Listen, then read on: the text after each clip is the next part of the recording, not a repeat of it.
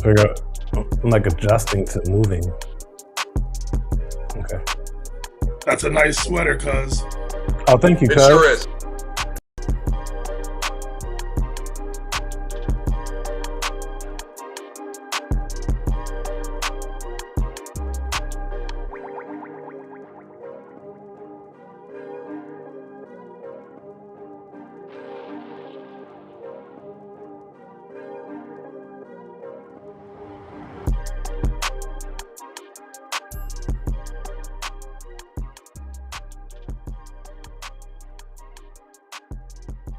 Okay. Merry Christmas! Ho, ho, ho, ladies and gentlemen. It is Beyond the Surface on the X-Rated Sports Network. It is Rick Hamlet, Canadian basketball legend, Dwight Walton to my left, the founder, the creator, the patriarch of the X-Rated Sports Network, Dr. X, Dr. Phil McDonald, top sports medicine radiologist in the United States of America. And these guys are killer analysts as well. Brandon Armstrong will be following in with us, 3 o'clock Eastern time. We're going to have the great Leo Rautins joining us as part of the Raptors TV team. NBA player, first-round draft pick back in the day. And Dwight and I go way back with a man named Leo. Fellas, before we dive in here, Merry Christmas, man. We're a couple of days away. This is an exciting time. You both look great. Same, Rick. Merry, Same, Rick. Happy to be in you, LA. Rick. Yep. Yeah. Doc's holding Merry it. Christmas. Doc's holding. Pardon me, Dwight. Merry Christmas. Happy Hanukkah. Happy Kwanzaa. Whatever you're out there celebrating, just enjoy the holiday season. Be with your families, your loved ones. It's a special time of the year, and just we're all blessed to have families with us. And yes, we have lost some loved ones, but all in all, I know we're all grateful to have this opportunity on this platform. Indeed. Absolutely. So, guys, let's dive in here. Again, Brandon Armstrong's going to be falling in. We usually have A.M. Pfeffer with us. He's got stuff going on. He's going to drop in, I guess, for just a little bit and say hi and all that kind of stuff. But the DK Metcalf suspension, guys, monster news, top story in sports right now. These are all from the ESPN report, all of these facts. He's been suspended 2 games without pay by the NFL for, quote, conduct detrimental to the NFL for initiating a physical confrontation with a fan during Sunday's game at Ford Field in Detroit. Obviously, we've all seen the videos at this point. Guys, if you want to run the video while I'm reading, you can go ahead. Metcalf plans to appeal the suspension. If the suspension stands, Metcalf will forfeit $555,000+ for the 2 games. The suspension also will void $45 million in future guaranteed money, according to his contract. He can still make all of that money, but it's no longer guaranteed, okay? In the NBA, they're all guaranteed. In the NFL, it's different. Some are, some aren't. Ryan Kennedy, the fan involved in the altercation, denied using a racial slur, a misogynistic or hate-based language during the incident. These allegations are completely false, he said in a statement released by his attorneys. Metcalf, who played for the Seahawks, of course, reported Kennedy to the Seahawks security team in the past. Okay, so the plot thickens with that. ESPN's Brady Henderson reports that. Guys, I think the suspension is more than fair. Okay, David Stern would have kicked him out. I'm kidding, right? David Stern would have ended his season, though. He would have ended his season. But, Malice in the Palace, what he did to Ron Artest and all that, he would have ended DK's season. Adam Silver would not end DK's season, but the suspension might have gone into the playoffs, or maybe Adam plays it like Goodell did here. But Goodell does whatever his henchmen want. Troy Vincent, obviously, is the ruling arm of the NFL because Goodell is too clueless to actually vet punishment. But the Lakers are lucky that they are going to get DK back for the playoffs. This was calculated by the NFL, in my opinion, guys. They are trying to sell and get ratings and make money. And if the Steelers make the playoffs, they're one of America's teams, and they're going to be much easier to sell with DK than without. So I don't know what was said between the two men and the history with all of this, and if racial slurs have come out of Mr. Kennedy's mouth, and if so, totally different ball game, right? I don't know all the details in the history, so I'm not going to judge guilt or play the blame game right now in terms of the interaction. I don't know, okay? We need more facts. Maybe the fan had it coming to him, okay? And maybe that was just a dumb move by DK. I just don't know right now. And then there was a lie by DK, maybe a lie. Okay, I'm going to take that back. like maybe a lie by DK that this guy used racial slurs and that's going to be a part of maybe a lawsuit against DK. It's super, super messy, but I don't know any of that. Okay, so I'm not judging DK. I'm not judging this dude. I need more info. But guys, there are two bottom lines here. If you are DK, just walk away. Sticks and stones. I know that's easy for me to say, okay, but you're in the arena right now. You're beating Detroit. You basically won your division. You basically clinched a playoff spot. Like, and I know it's difficult, and God bless him if some racial slurs come down. I don't know how you deal with that stuff, but I just don't know all the details. It just seems like no matter, it just can't go down like this. And then bottom line number two, guys, how is there no one with the team to hold him back, talk to him, pull him back, kind of like the Warriors always have to do with Draymond Green, right? There were no teammates, no coaches, no staffers. It was just DK sort of against the world, and it didn't go well at all, okay? If you see one of your players walking towards a fan, go run and get him, pull him back. So that's my thing on this, guys. It's kind of a non-answer here, but I do think that the 2-game suspension is actually good news for DK and the Pittsburgh Steelers. I think it could have been a lot worse. Let's go around the room here. Dr. X, you first. Is the 2 games fair for DK Metcalf? It's fair, but it's unfortunate. I feel like, you just have to know your value. Honestly speaking, I totally agree with you, Rick, in terms of like having, someone from the staff of his team policing that area. He took about 5, 6, 7 steps before he even got to the fan. Like someone should have had eyeballs on somebody. You also got to know your personnel, meaning in this case, you got to know who are the hotheads of your team. And there should be almost like a buddy system, like somebody that's, watching out for people like that. You already hear the fans what they're saying. You should know your players by now, who's likely to be, annoyed by something a fan was saying, probably would retaliate. In this case, he doesn't have any ground to stand on because he wasn't physically hit with anything. No one threw anything. No one slapped the helmet. No one did anything like that. So it's really what you just said is sticks and stones. And so, yeah, there could be verbal abuse and things like that can hurt your feelings. But ultimately, you have to know your value. And you're missing games, which is hurting your family's pockets, but you're also jeopardizing your career, and you're also messing up a chance to, help your team go further in the playoffs. So there were several reasons why he should have been thinking differently in how to respond to this. And I just think that ultimately he has to do a better job of knowing his value, and the team should also do a better job of policing their guys who are, walking on the eggshells per se with their emotions. Dwight, come on in here, man. Is the 2 games fair for DK? You know what, cuz? I'm gonna try and piggyback off of what you said. I think, like you said, the personnel on the team should know the emotions of their players, what makes people tick, what makes them angry. And in this case, maybe DK Metcalf is not an angry person, and because nobody was policing him, which was obviously calculated, because, as you said, he took many steps. This is not like the fan physically assaulted him. What puts DK Metcalf in the wrong here is that he approached the fan. Now, according to reports, there is a history with this fan. I don't know if this goes back to when they played at Detroit, when he was with the Seattle Seahawks, or if this is a fan from Seattle. I'm not sure of that report, but apparently there is a history with this fan. But the fact of the matter is, and this is the conundrum as a professional athlete, you are supposed to be able, to Rick's point, to have ears that doesn't hear anything. Sticks and stones. You signed up for this. You're a celebrity, you're a professional athlete, you have some fame. You're gonna get criticized. You're gonna hear some criticism that you don't like.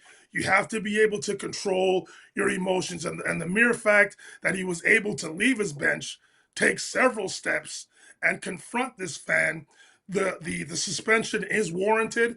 It is currently at 2 games. I think it'll get appealed down to 1, but the reality is the damage is done. And you talk about his value to the Pittsburgh Steelers.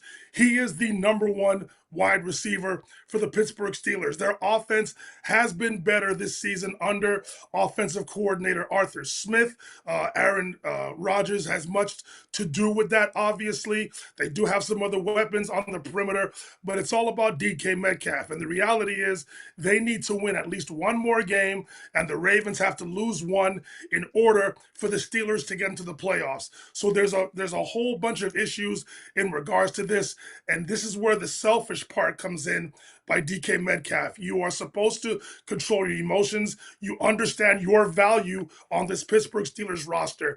Don't let one fan ruin what could be a pretty special season in Pittsburgh for the Pittsburgh Steelers and your organization. I'm not sitting here saying that they're one of the favorites to win the Super Bowl, but you have to understand your worth on that roster.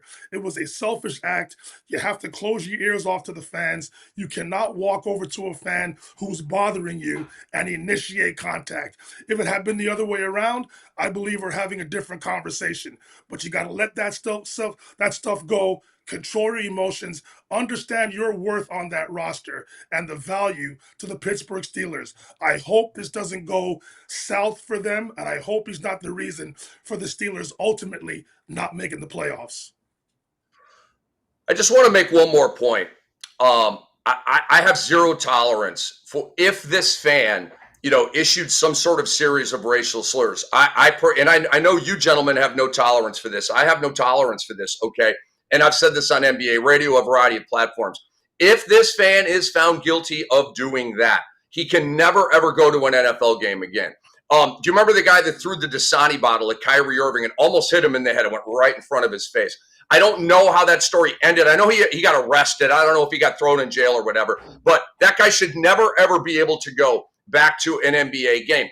Some asshat up in Utah. Utah is, the home of the Jazz. It's notorious for fans issuing. I've had so many ball players. I go, hey, how was going to Utah? And they all say the same story. You hear everything up there, okay? And maybe it was more back in the day than now, but Russell Westbrook is at his run-ins, okay? I have no tolerance for that. If you're a fan in Indiana and you're talking trash to LeBron, like about his family, okay, and it's proven and vetted, you're gone. Never coming back to an NBA game. The NBA does not take that hard line of a stance, okay? But they should, and the NFL should, because if provoked, right, DK still shouldn't have done that. I mean, as hard as it is, as impossible as it is, you just got to walk away, like we talked about. But if that fan issued racial slurs, I believe that DK Metcalf should get his money back, okay? It may happen too late to let him play in the game, but then you've got to vet the finances here, okay? And then if I'm DK, I'm filing a countersuit against this guy because this guy is going to file a lawsuit against DK Metcalf.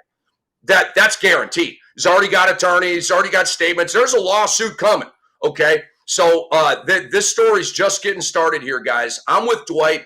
I think the 2 games is fair. I would love it if they brought it back to a 1-game suspension, and I would love to know if this fan issued racial slurs or not. Okay, that's a crucial part of the story that we just don't know yet. All right, guys, let's keep it moving here and talk about controversy with the Golden State Warriors. And I say this with glee. This makes me happy. Guys, Jason Arabulo and Kai Josephson behind the glass run the video from the game last night. Golden State beat Orlando. And this is from behind the bench. Look at Steve Kerr, and then over to the left, you're going to see Draymond Green kind of moving and pointing and all that kind of stuff. And I'm going to read, all right? It got real between these guys, okay? They've had encounters and controversy before, but I'm not sure I remember Kerr and Draymond being on separate islands like this before. Remember, Kerr looked the other way when Draymond punched Poole. These guys have been in lockstep, okay? They're like 2 gangsters, okay? Like they're in the same like posse or whatever, okay? So heated exchange in the third quarter. Green gets up, walks to the locker room, didn't play the rest of the game, okay? The incident put a stain on an otherwise good win for the Warriors, and those aren't happening very much lately. They beat the Magic. They got to 15-15.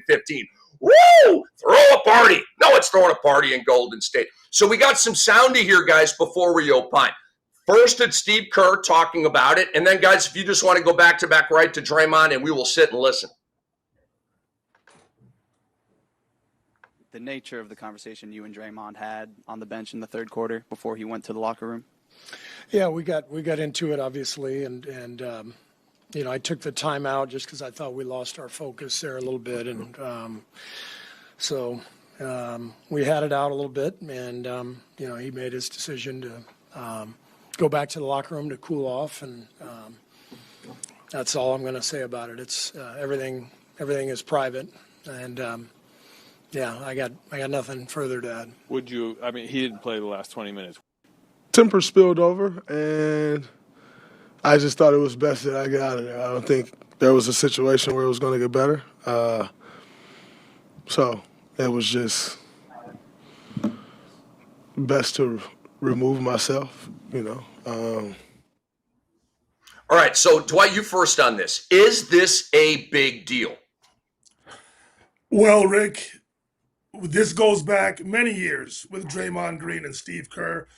I forget what season we're talking about, but it was the Saturday night Mike Breen double bang for Steph Curry when he came just across half court, made the three-point shot to tie the game, to put it into overtime. If you recall, at halftime of that game, I think Lisa Salters for ESPN and ABC reported that there was a shouting match in the locker room that was audibly heard by everybody that was in the hallway directly outside of the locker room that night. And you could visibly see the frustrations between Steve Kerr and Draymond Green throughout many ball games, throughout their tenureship together in Oakland and now San Francisco. So this goes way back. And I like how you put it in our group chat, Rick, talking about this is like a marriage that's just going on, and you've got some disagreements between the loved ones, and this is where it is right now. This just seems to be the end of the line as far as I'm concerned. I'm not saying that the Warriors are thinking about trading Draymond Green, but I just think it's 15 years now, and they're not doing well. They're a 500 club. They're one of the two oldest teams currently that we have in the NBA. They're not having the season that they thought they would. They could still recover, at the very least be a play-in team and get into the playoffs and put fear into some Western Conference teams if they get to the Western Conference playoffs. I'm not saying they have a chance to get out, but anytime you can put a roster of Steph Curry, Al Horford, Jimmy Butler, the young players around them, Draymond Green, obviously, they will be experienced enough with that championship DNA to give some teams some problems. But ultimately, I don't think this is going to be an issue going forward.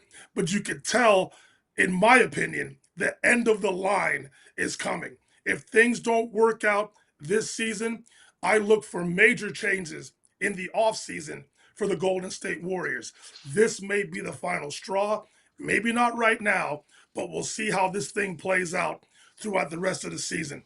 Draymond Green, I applaud him for getting up and removing himself from the situation because he knew it was going to go bad. But for a guy that I know doesn't quit on his team and is loyal to his teammates, that was a loser's mentality move. He quit on his team last night, and fortunately for him, Steph Curry and his teammates went on to blow out the Orlando Magic thanks to Steph's 5 for 5 in the third quarter, including 3 for 3 from three. So that helped. But Draymond normally is there for his teammates. In that situation, yes, he recused himself because he knew it was going to boil over. But at the same time, he did quit on his team. Let's see how this thing plays out throughout the rest of the season. Phenomenal rip right there, Dwight. Love the point you made about a loser's mentality. A.M. Pfeffer, what's happening, dude? Where are you at? What's happening, gentlemen? I'm in beautiful Scottsdale, Arizona, pulling into the Yancala Country Club, teeing off in less than an hour. But I even just and tell you guys, wish you all a happy holidays, and to our fans and viewers and Kai and Jayson behind the camera getting it done. I just wanted to I had to see your faces one more time before Christmas. You know what I'm saying? Put a smile on my face. Sir. Respect all you guys. And Phil, you're looking real good in the studio. Real good. I appreciate you, Cannot bro. wait. Thank you, we're man. doing it together. Absolutely. Yeah, I'll man. let you guys get back to it. I literally just wanted to say hello, let you know I was here, let you know I was watching and listening. Love you all. Love it. Happy Same. happy holidays, Likewise. guys. And please Thanks, be guys. safe driving. I hope you're not the one driving. You driving? I'm not the one driving. That would be crazy. I'm definitely not the one. Okay, I am the good. passenger. We got dad-in-law There you ushering me. go. Don't worry about it. There you Nice. go. Nice. What All up, right, guys. what up? Be well. Enjoy. Hey, All right, guys. Yeah. Hey, appreciate you, man. Happy holidays. Thanks again. Yes, Thank you sir. all. Absolutely, Rick. Appreciate you Holidays, too. my brother. Bye, guys. Take care. Thank you. Take care. All right. All kinds of love for AM Pfeffer, man. That was cool. Yeah, Yes, we're just sir. the fellas. We're the homies hanging out, man. And so he's dropping in. Brandon Armstrong's going to drop in here in a little while. Leo Round is going to drop in here in a little while. Okay, so we're at Dr. X right here. Dr. X, is this a big deal? I agree with Dwight. I think there's nothing to see here. Honestly speaking, I think the biggest thing with all of this is that we could go back later if things disintegrate further and there's some trades and there's some free agency signings or whatever, some firings. And then we could say maybe this was a turning point. But, they're like family and family members. They fight all the time. It seems like the quicker you get over something is the better. It shows how healthy you guys actually are. So I think that's kind of a good sign that they're, addressing it in a mature fashion publicly with the media. They're not skirting around. They're saying what it is. They're calling it for what it is. And, it's not the best way Draymond handled it, but sometimes you do have to separate yourself because you don't want to be the one that's going to really drag down the team further. If he knows himself well enough that he would probably be more of a distraction to his team, then maybe that was the right move at the time. But personally speaking, for the fans, it's a distraction in other ways. And then now you have to answer all these questions. It could have just been a moment on the bench, but him walking away wasn't like he was got a second technical foul and he was ejected. He removed himself. So that right there showed you everything you needed to see.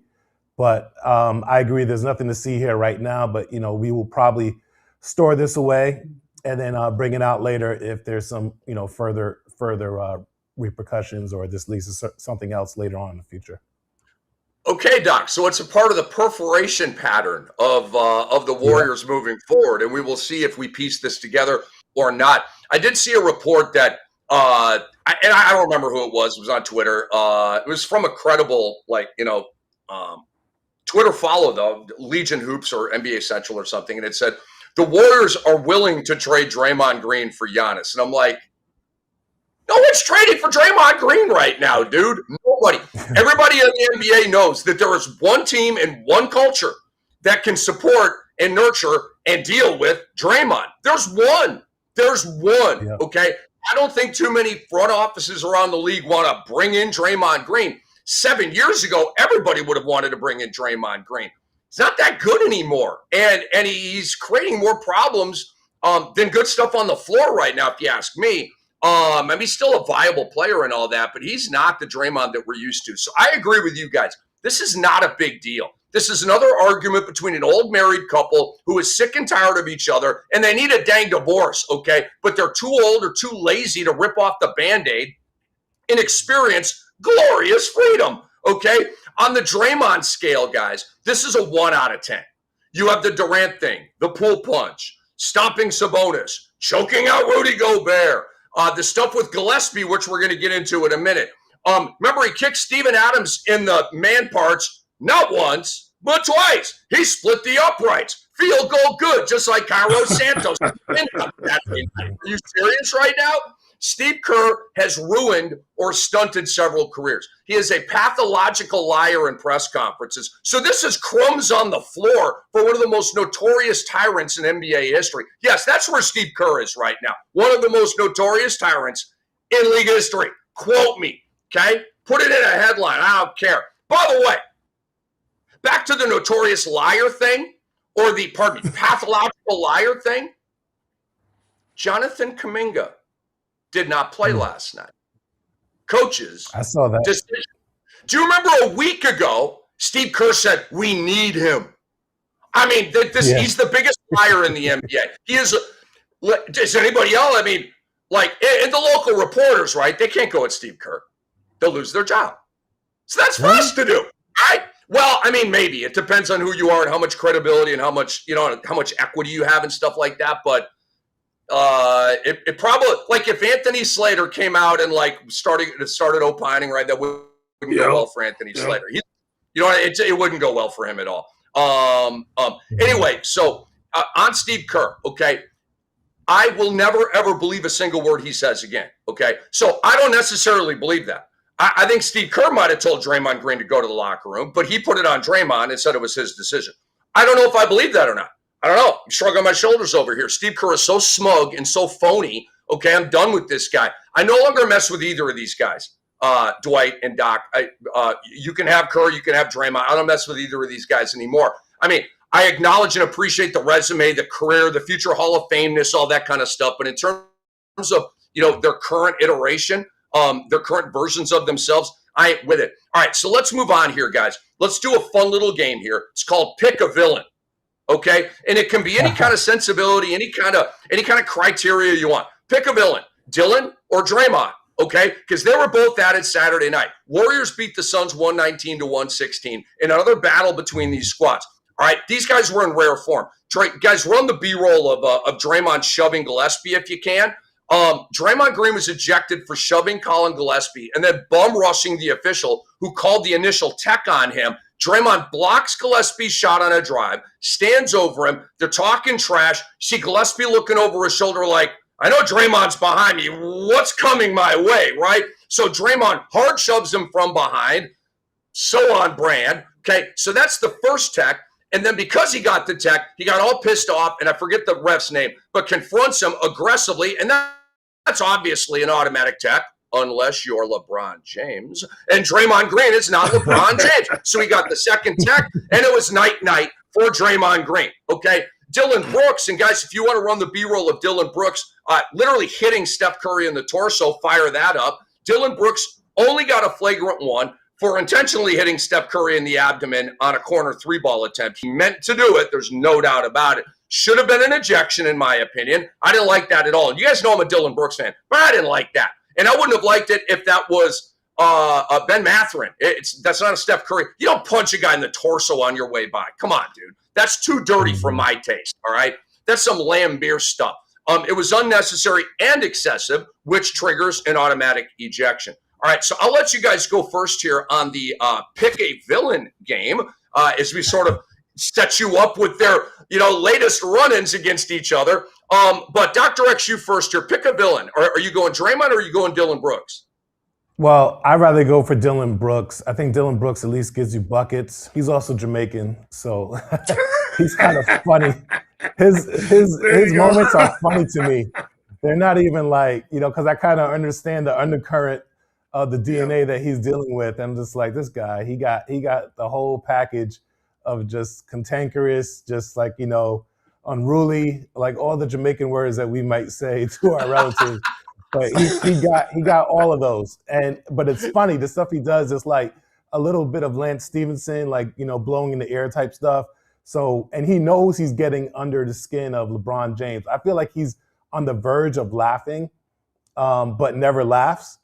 I always feel like he's like he knows what he's doing, right? And I also think that he's a fan of LeBron. I saw a post where he's like posting all this stuff from 2012 when LeBron was winning with the Miami Heat, and he was a big fan of LeBron. So I think he knows his role and he plays it well, but at least he's giving you buckets. You know what I mean? And I think the one thing, like, that's my second team was the Golden State Warriors when the Knicks were going through their whole, 2+ decades of just nonsense, right? But what annoyed me was that Draymond Green actually cost the Warriors a ring, in my opinion. He cost the Warriors a whole ring. And so I guess I got over it by now, but I just feel like, dude, like you had one job, like, the whole thing where he kicked LeBron, he got suspended and all that stuff. And then Andrew Bogut was already out with injury. So they didn't have any room to be missing someone like that. And then, the history speaks for itself. They come back from a 3-1 deficit and all this other nonsense, beating the best team ever in terms of record to date. So to me, that one puts Draymond in the doghouse forever for me. But I'll take Dillon Brooks any day.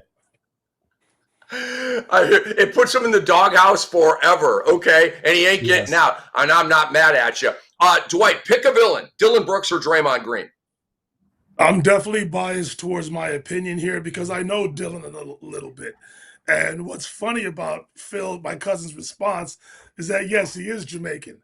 And to know Dillon is to love him because I know the softer side of Dillon. I see him with kids. I see how he responds to fans. He is very engaging. He will take pictures. He will sign autographs. He will do all of that stuff. He's the coolest brother, one of the cooler brothers that I know, especially with my national team experience. So, and he doesn't do physical harm. Yes, he tries to get underneath people's skin, but he doesn't do physical harm. Yes, the Steph Curry incident this past weekend notwithstanding. But Draymond Green has physically hurt people. Draymond Green has physically hurt one of his own teammates. Now, he is an emotional player. I'm on record as saying the Warriors didn't become the Warriors without Draymond Green. Draymond Green will go down as one of the best defensive players to ever play in the NBA. That's where he's made his mark. He will be a Hall of Famer because of that, albeit his stats notwithstanding. He is not a scorer per se, but he has definitely made his mark in the NBA. But in terms of a villain currently, and because Dillon Brooks is younger, I just think Dillon right now is my favorite villain in the NBA. I think a lot more right now for Draymond is that he's become annoying. He's become a nuisance. And that's why, as to my earlier statement, I just think I think we're starting to see the end of Draymond Green. It's frustrating to become an older player. It's frustrating to not have the impact on winning that he once had. I think we're starting to see all of that encapsulate into his frustration. And with Dillon Brooks, I think, has embraced his role as a villain. He knows that he gets underneath certain players' skin, and he's rolling with it right now. He understands that that's his mark in the NBA. He understands that the NBA is entertainment in some way, shape, or form, and he's adding to it. So right now, my favorite villain between Brooks and Draymond Green is my fellow Canadian, Dillon Brooks. Hey, Rick. Okay. Rick, let me also add. Let me add something real quick. There's also three other factors, and Dwight, thanks for bringing it up. But the other thing is that in addition to getting buckets, number one, he was able to go to another team and still be successful and be who he is, right? Secondly, as you were saying, Dwight, he doesn't hurt his own teammates. You know what I mean? And that's the other thing. It's like him with KD, him with punching Jordan Poole. That's big right there. And then also the third one, which me and Rick always talk about, he doesn't pick who his person is. Like if it's LeBron, he's not ducking any smoke. Draymond is, friends with LeBron and, really buddy with him during the off season and all that nonsense. But then he always picks out like these European players and these people that won't necessarily fight back. He's not going to go try to start a fight with Isaiah Stewart or Bobby Portis or things like that. But Dillon Brooks will step to anybody, but he's not, as you said, Dwight, he's not trying to hurt them, but he's going to keep it chippy. He's going to talk in their face. He's going to keep it right where it needs to be. And so to me, that just makes him a better villain. That means he's smarter and he's not, a bully in terms of just like picking on the weak guy that's not going to do anything. Excellent point. And we're all gonna watch Phoenix, Los Angeles tonight. Why? Dillon Brooks versus LeBron James, especially with Luka Doncic not being in the lineup tonight. That's going to be must-watch TV tonight. I'm looking forward to it, and we'll see what happens. I would love to ask Dillon if he is like aware, if he watched Dennis Rodman, if he was a fan of Dennis Rodman coming up, because he's got a lot of Rodman in him. He may do it differently than Rodman did, but you guys know Rodman's deal was to get into your head, free real estate, and stay there and beat you physically and also beat you mentally and just throw you off your game, whether it was Karl Malone or Alonzo Mourning, all the talking, and he just like get his head right up next to you, like lean into you at the free throw line, all that annoying stuff, right? That just drives you crazy. Will you get off me now? You know, like that type of stuff. Like Dillon Brooks, he just wants to annoy you to the point that he rattles you and throws you off your game. It's actually brilliant, okay? And Draymond obviously has been very, very good at that over the years too. My answer is Dillon Brooks all day. I already told you I'm done with Draymond and Kerr. You can have them both. Put them on a dinghy and just float them out. Now I don't want to complete that sentence. It's a little harsh. But, like, you know, I'm just not their guys anymore. I'm sorry. Anyway, it's Brooks all day. So, guys, Brooks picks on LeBron James. He picks on LeBron James. Nobody picked on Michael Jordan back in the day. Everybody knew to shut the bleep up. I saw a video. Some young Timberwolf was talking trash to Jordan, and KG was like, "Stop doing! What are you doing, dude? You don't wake him up." Oh, it was Isaiah Ryder. It was Isaiah Ryder talking junk to Jordan, and Jordan gave him like 30 in the next quarter or something like that. And KG was like, "You don't talk to MJ, okay?" So Dillon Brooks picks on the third best player of all time. He's a lot of people's GOAT, and that's fine. He's not mine. LeBron, Kareem, Jordan, Kareem, and LeBron. That's my three-pack. And by the way, guys, LeBron's way bigger than Dillon Brooks. But Dillon Brooks still picks on him, gets physical with him, talks trash to him. So, like you said, Doc, and we talked about this, it's so on brand for Dillon to pick on Colin Gillespie? Are you serious, bro? Draymond, you should be ashamed of yourself. Ashamed of yourself. Like, I get it. You blocked a shot, talk a little trash, or give him the too small gesture. I don't care about all that. That's normal stuff. But to, like, stand over him and kind of like sidecar him, and then you're screaming at him from behind, and then you hard shove him. I mean, bro, what is that? Like, I don't like bullies, guys. I don't like, the whole bullying thing. I think it sucks. I think it super sucks. It ruins lives. It causes suicides, like in high schools and stuff like that, right? God bless those victims, okay? I don't like bullying. Draymond Green keeps doubling and tripling and quadrupling down on it, dude. But he's always, Doc, to your point, picking someone he can punk, okay? Draymond Green is twice as big as Colin Gillespie. My God, he could eat him for lunch. Are you serious right now, dude? This makes Draymond Green a fake tough guy. He is a fake tough guy. And I know he's tough. I do know he's tough, okay? But you're a fake tough guy, bro. If like you said, Doc, he ain't confronting Bobby Portis and Isaiah Stewart and these complete and total badasses, James Johnson, Serge Ibaka. He don't want any of that, okay? He wants to mess with Colin Gillespie. And, like, Domantas Sabonis is bigger than him, right? But Domas is, like, the most peaceful, nice guy in the league. He ain't fighting back. That's not his personality. Okay, so let's get back to Dillon Brooks here. Guys, get ready to laugh. And I know you already saw this, but, like, and to our audience, we love you. X-Rated Sports Network, our show is Beyond the Surface. Leo Rautins joins us in about 18 minutes.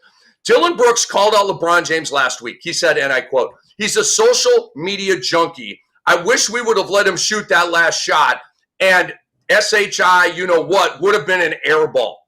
Okay, remember when LeBron passed? So he said it would have been an air ball. Check this out. This is literally the tweet of the year, okay, and it happened in December. Dillon Brooks trolled the heck out of Kevin Durant, okay? KD put out, "We're only in the first 25 games of the season, and this man has already caused 50 problems," with a quote retweet of a picture of Dillon Brooks. Brooks, of course, fires back to Kevin Durant, another top 20 player all time, okay? Not call it freaking Gillespie. Kevin Durant, who's way bigger than him, okay? And Dillon Brooks says, in response, "We're only the first 25 games into the season, and I've already done more for the Suns than you have." Oh! That's a fact. That's a fact.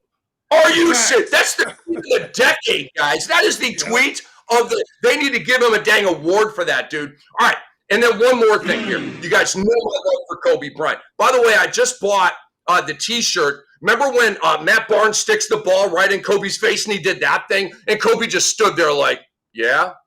I literally got that T-shirt. I can't wait. I'm going to wear it on the show. That's one of my favorite Kobe moments. Okay, and I'm a Matt Barnes fan too. He was a really good villain in his day. Kobe Bryant would have loved Dillon Brooks. Here's why. Oh, yeah. Kobe told Matt Barnes, quote, anyone who's crazy enough to mess with pardon me, I'll start over. Anyone who's crazy enough to mess with me is crazy enough to play with me. After Barnes did that to him, right? He's like, are you seriously doing it? Okay, I kind of like you. I kind of like that, right? And then guess what? Matt Barnes joined the Lakers after that happened. Yeah. And that was literally why he got a job with the Lakers, was doing that to Kobe. And I mean, Kobe knew who Matt Barnes was and all that kind of stuff. But do you guys agree that Kobe would love playing with Dillon Brooks? Of course. 100%. And listen, coaches do it too, Rick. When they're trying to decide on who should be on their team, a lot of times coaches will test players and their mental toughness. A lot of players will tell you, I like players that don't back down from me. I want them on my team. I want them to give me their best while I'm giving them their best. That's how you test somebody's character. That's how you test if somebody's mentally tough or not. And the reality is Matt Barnes wasn't afraid of Kobe Bryant, and that's why Kobe Bryant was like, you know what? If you want to bring him in, I could definitely rock with him because I know that he's going to have my back in the trenches. He's not going to be afraid of anything. And again, as I said, coaches do the same thing. They will put a player through the test, somebody who's like on the brink of either making the team or not making the team, and they'll put them through mental warfare. And they want to see if the player is going to back down or rise to the occasion. And that's how a lot of players on the back end of rosters, that's how they make teams ultimately. So that happens all the time. And then you also have Raja Bell and Metta World Peace. Those were ads by Kobe because he liked that they didn't back down, they didn't duck any smoke, and he respected, their hustle and their heart.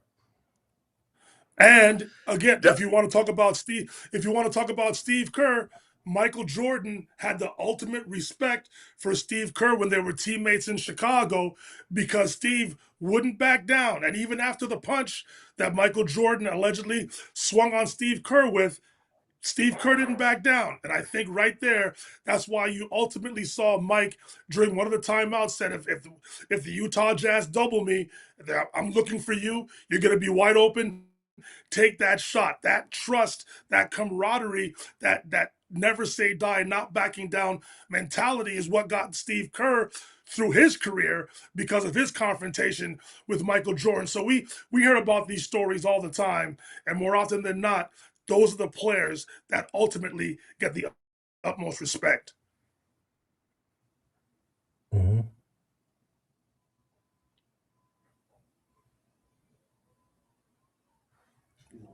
You're on mute, Rick. I'm so sorry, guys. I made it through last show. I want it noted. I made it through last show without that, but here we go. I screwed up. But you guys remember after Game 7 in 2010 when Metta hit that huge shot and he goes, "Kobe, pass me the ball.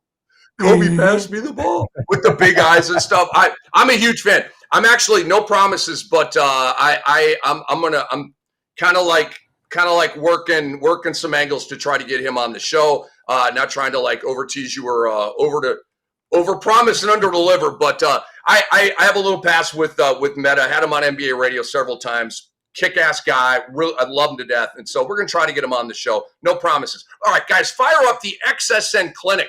The XSN Clinic. Dr. X. Right. Does he agree that a Tatum return this season is realistic, as in Jayson Tatum? Let me unpack this, Doc. There's a lot of facts you need to know before you give us the critical medical opinion here. Chris Haynes reported Jayson Tatum, quote, told me he's coming back this season. Okay, that's pretty strong from Chris Haynes. Okay, but I continue. On Sunday, Tatum shared a photo on Instagram. He was like standing and pointed the camera straight down at his shoes and showing his legs and stuff like that. And it said in bold text, day by day. Okay, so in recent weeks, Tatum has shared clips and images of him moving smoothly, taking jumpers, progressing through on-court work. All good signs, right? It's now possible. Is it realistic? Doc's going to answer that. But it's now possible, maybe probable, that Tatum could return sometime around February or March. Okay. Shams, right before the season, said, talk to Jayson Tatum, and they're looking at February, March, or April. Okay. So that marries with that. The team has not announced an official timeline. Okay. And then Jaylen Brown said very recently, JT always recovers. He always recovers. He'll probably break the record for fastest recovery in Achilles history or some. He said, I wouldn't put it past him. It's going to be tough to beat Cam Akers of the LA Rams, okay, who came, it was like 5 or 7 months or something like that after Achilles. That was insane. But Dr. X, for your edification, you need one more factoid. Jayson Tatum tore his right Achilles tendon on May 12th of 2025. Okay, so is a return in February, March, April, somewhere around there realistic to you? Hey, if they're saying it's realistic and we see the on-court work that he's doing, I think it is realistic, but I do think it's risky. But I think it makes sense. It makes sense. Like, their window to win a championship is probably in the next, 4 years, right? So I would say it makes sense because, Jaylen Brown was Finals MVP, the last one they won, right? So Jayson Tatum just has to be, even if he's at 80%, it's better than not having him at all. And he doesn't even have to come back February. He could just come back in April. He can come back, just in time for the first round just to make sure they advance. So personally speaking, I think it's a good move. And obviously I don't think the doctors would allow him to play unless, he could actually play. I don't think he'd want to play if he didn't feel physically strong to do that. But, usually the Achilles, once you fully recover, it's kind of stronger than it was before. You get what I'm saying? I don't hear of too many re-tears of the actual Achilles tendon. You do hear it about the ACL, which is in the knee. I remember Michael Redd had an issue. I think also, who was the second pick of the draft from Duke, Mormon guy? Give me his name. See, we forgot his name already. But I was thinking Jimmer Fredette for some reason, but he didn't go to Duke. No. So I don't remember. It's like the tip of my tongue. Yeah. Anyway, he went to the Bucks, and he got he tore his ACL, but you don't really hear of a re-tear being an issue. I think it's within the time frame of him coming back. I think it makes sense. They'll likely not play him like 35 minutes. Probably be like minutes restriction, 20 minutes, maybe 15, then to 20 to 25. Maybe by the playoffs, he probably will still be in a minutes restriction. But Jayson Tatum's going to have an ultimate green light. He's going to be able to do his damage within those minutes. And maybe if they make the finals or the Eastern Conference Finals, he'll likely, push them to 32 minutes or something like that. So it can only help at this point. The other option is who else is going to play instead of him? Walsh. That's the beauty of injuries, because now those players have some confidence and some experience under their belt. So the Celtics will just be a more dangerous team. And I don't think he'll have a re-tear. So I think it's a smart move on the Celtics organization. And Rick, you're confirming that Chris Haynes said that Tatum said he will play this season? That's what Chris Haynes said. I'll read the quote again. Chris Haynes said, he told me he's coming back this season. Yeah. So I would book it, and I'm gonna bring the popcorn out, and I just hope the best for this guy. I hope he doesn't re-tear or cause further damage to something else. I don't think that will be the case. But I think it's the right move to make. It's not like he's trying to come back now. I think it's just going to be, a ramp up right for the playoffs. The Celtics have been holding it down. And, I would say Jaylen Brown is now the true number one at this point going forward. And, he has no problem playing that role either. So I think the Celtics, this is actually a really good move for the Celtics. Jabari Parker is the player you were. And thank you to Jason Arambulo for that. Man, I love Jabari. The injuries zapped him, and that sucks. Doc, I want to feed the hot hand here. Are you ready for a heat check? Because I want you to start the roundtable debate that we're going to have here. What is the Celtics ceiling? And let's sort of preface this with what you said. Let's say Tatum's 80%. All right. What is the Celtics ceiling? How far can they go? Can they win the chip? Obviously, this is a dicey question for Dr. Phil McDonald, because he's a gigantic Knicks fan. Okay. So what is the ceiling for the Celtics if Jayson Tatum is back and at 80, maybe 80+%? The ceiling, I would say, is NBA championship. I don't think they will win, only because they're missing two key players in Drew Holiday and Kristaps Porzingis. And we've seen the Celtics are a different team when Kristaps Porzingis was on the floor. And when he was on that minutes restriction, it wasn't to their advantage. And I just think that will be too much to overcome. I think Pritchard will probably play a little bit better because there's more distraction with Jayson Tatum on the floor. In terms of the defense keying in on Jayson Tatum. So I think Derek White will become more dangerous. I also think Pritchard will become more dangerous. So those guys will be a little bit more impactful. And I think right now defenses are able to key in on them. But I just still think you can't make up for the loss of, number one, Kristaps Porzingis, and also don't forget Al Horford. So they're bigs. I just think the Knicks match up well against them, and they're not as dangerous at this point. Doc, you make such a good point about Pritchard and Derek White. And I looked at Derek White's stats this morning. I was kind of working on my all-star teams. I'm like, All-star. Derek White, I don't think so. We can debate that. He's shooting in the 30s this year. He's at 39.8%. Derek White has been around a 50% guy. And so, Doc, to your point, I think teams are like, nah, crowd him, don't leave him, right? And I mean, teams have known not to leave Derek White for a minute here, but without Tatum, with Tatum and Brown, it gets, sometimes you may have to leave White. Anyway, you get the point. Derek White's not having a great year. He's been very inefficient by his standards, and I think the return of Tatum will greatly help that. All right, Dwight, thank you for being patient there. Wanted to get Doc one more heat check right there. What is the Celtics ceiling this season, Dwight Walton, with Tatum at 80+% for a playoff run? Well, my response here, the only reason we're having this conversation right now, Rick, is because fortunately, for this unfortunate incident, the injury happened in New York City.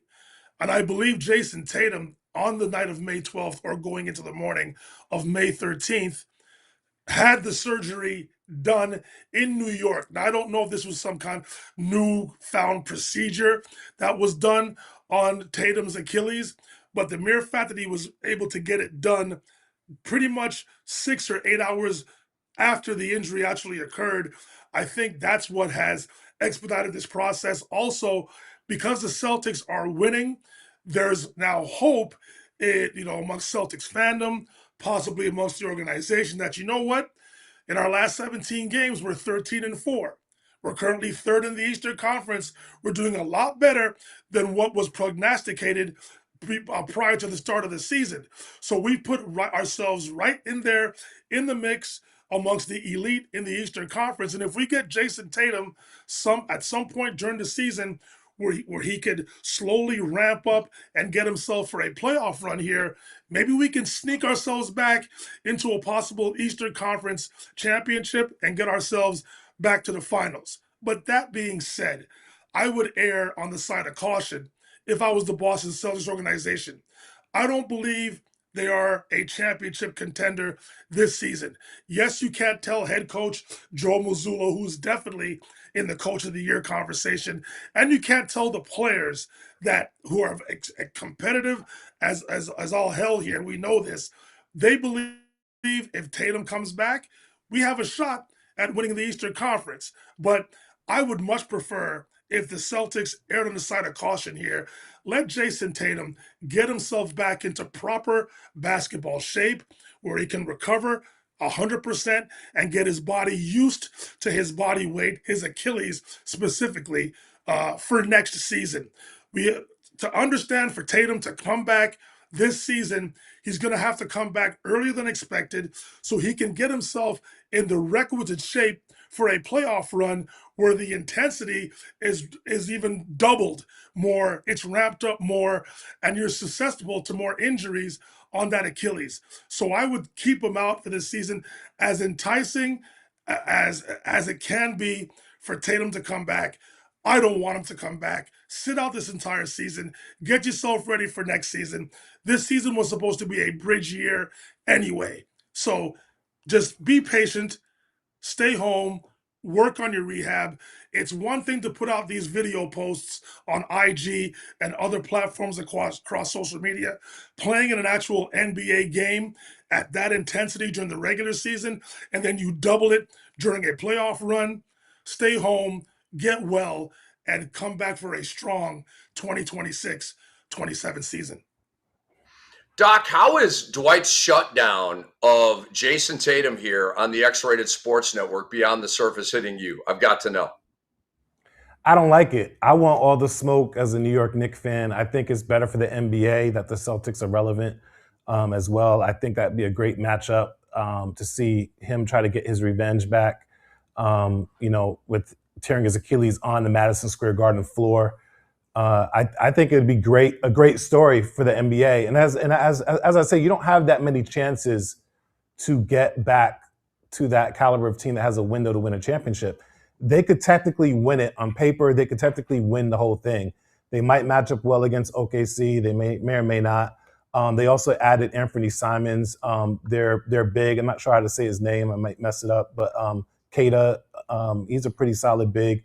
So I think they have the athleticism. They have the guns to get it done. I don't think they will, but it's better for the NBA that Jayson Tatum is available. Yeah, it's better. Hold on, Phil. It's better for the NBA, but is it better for the Boston Celtics organization? That's the more important thing. Forget about the league.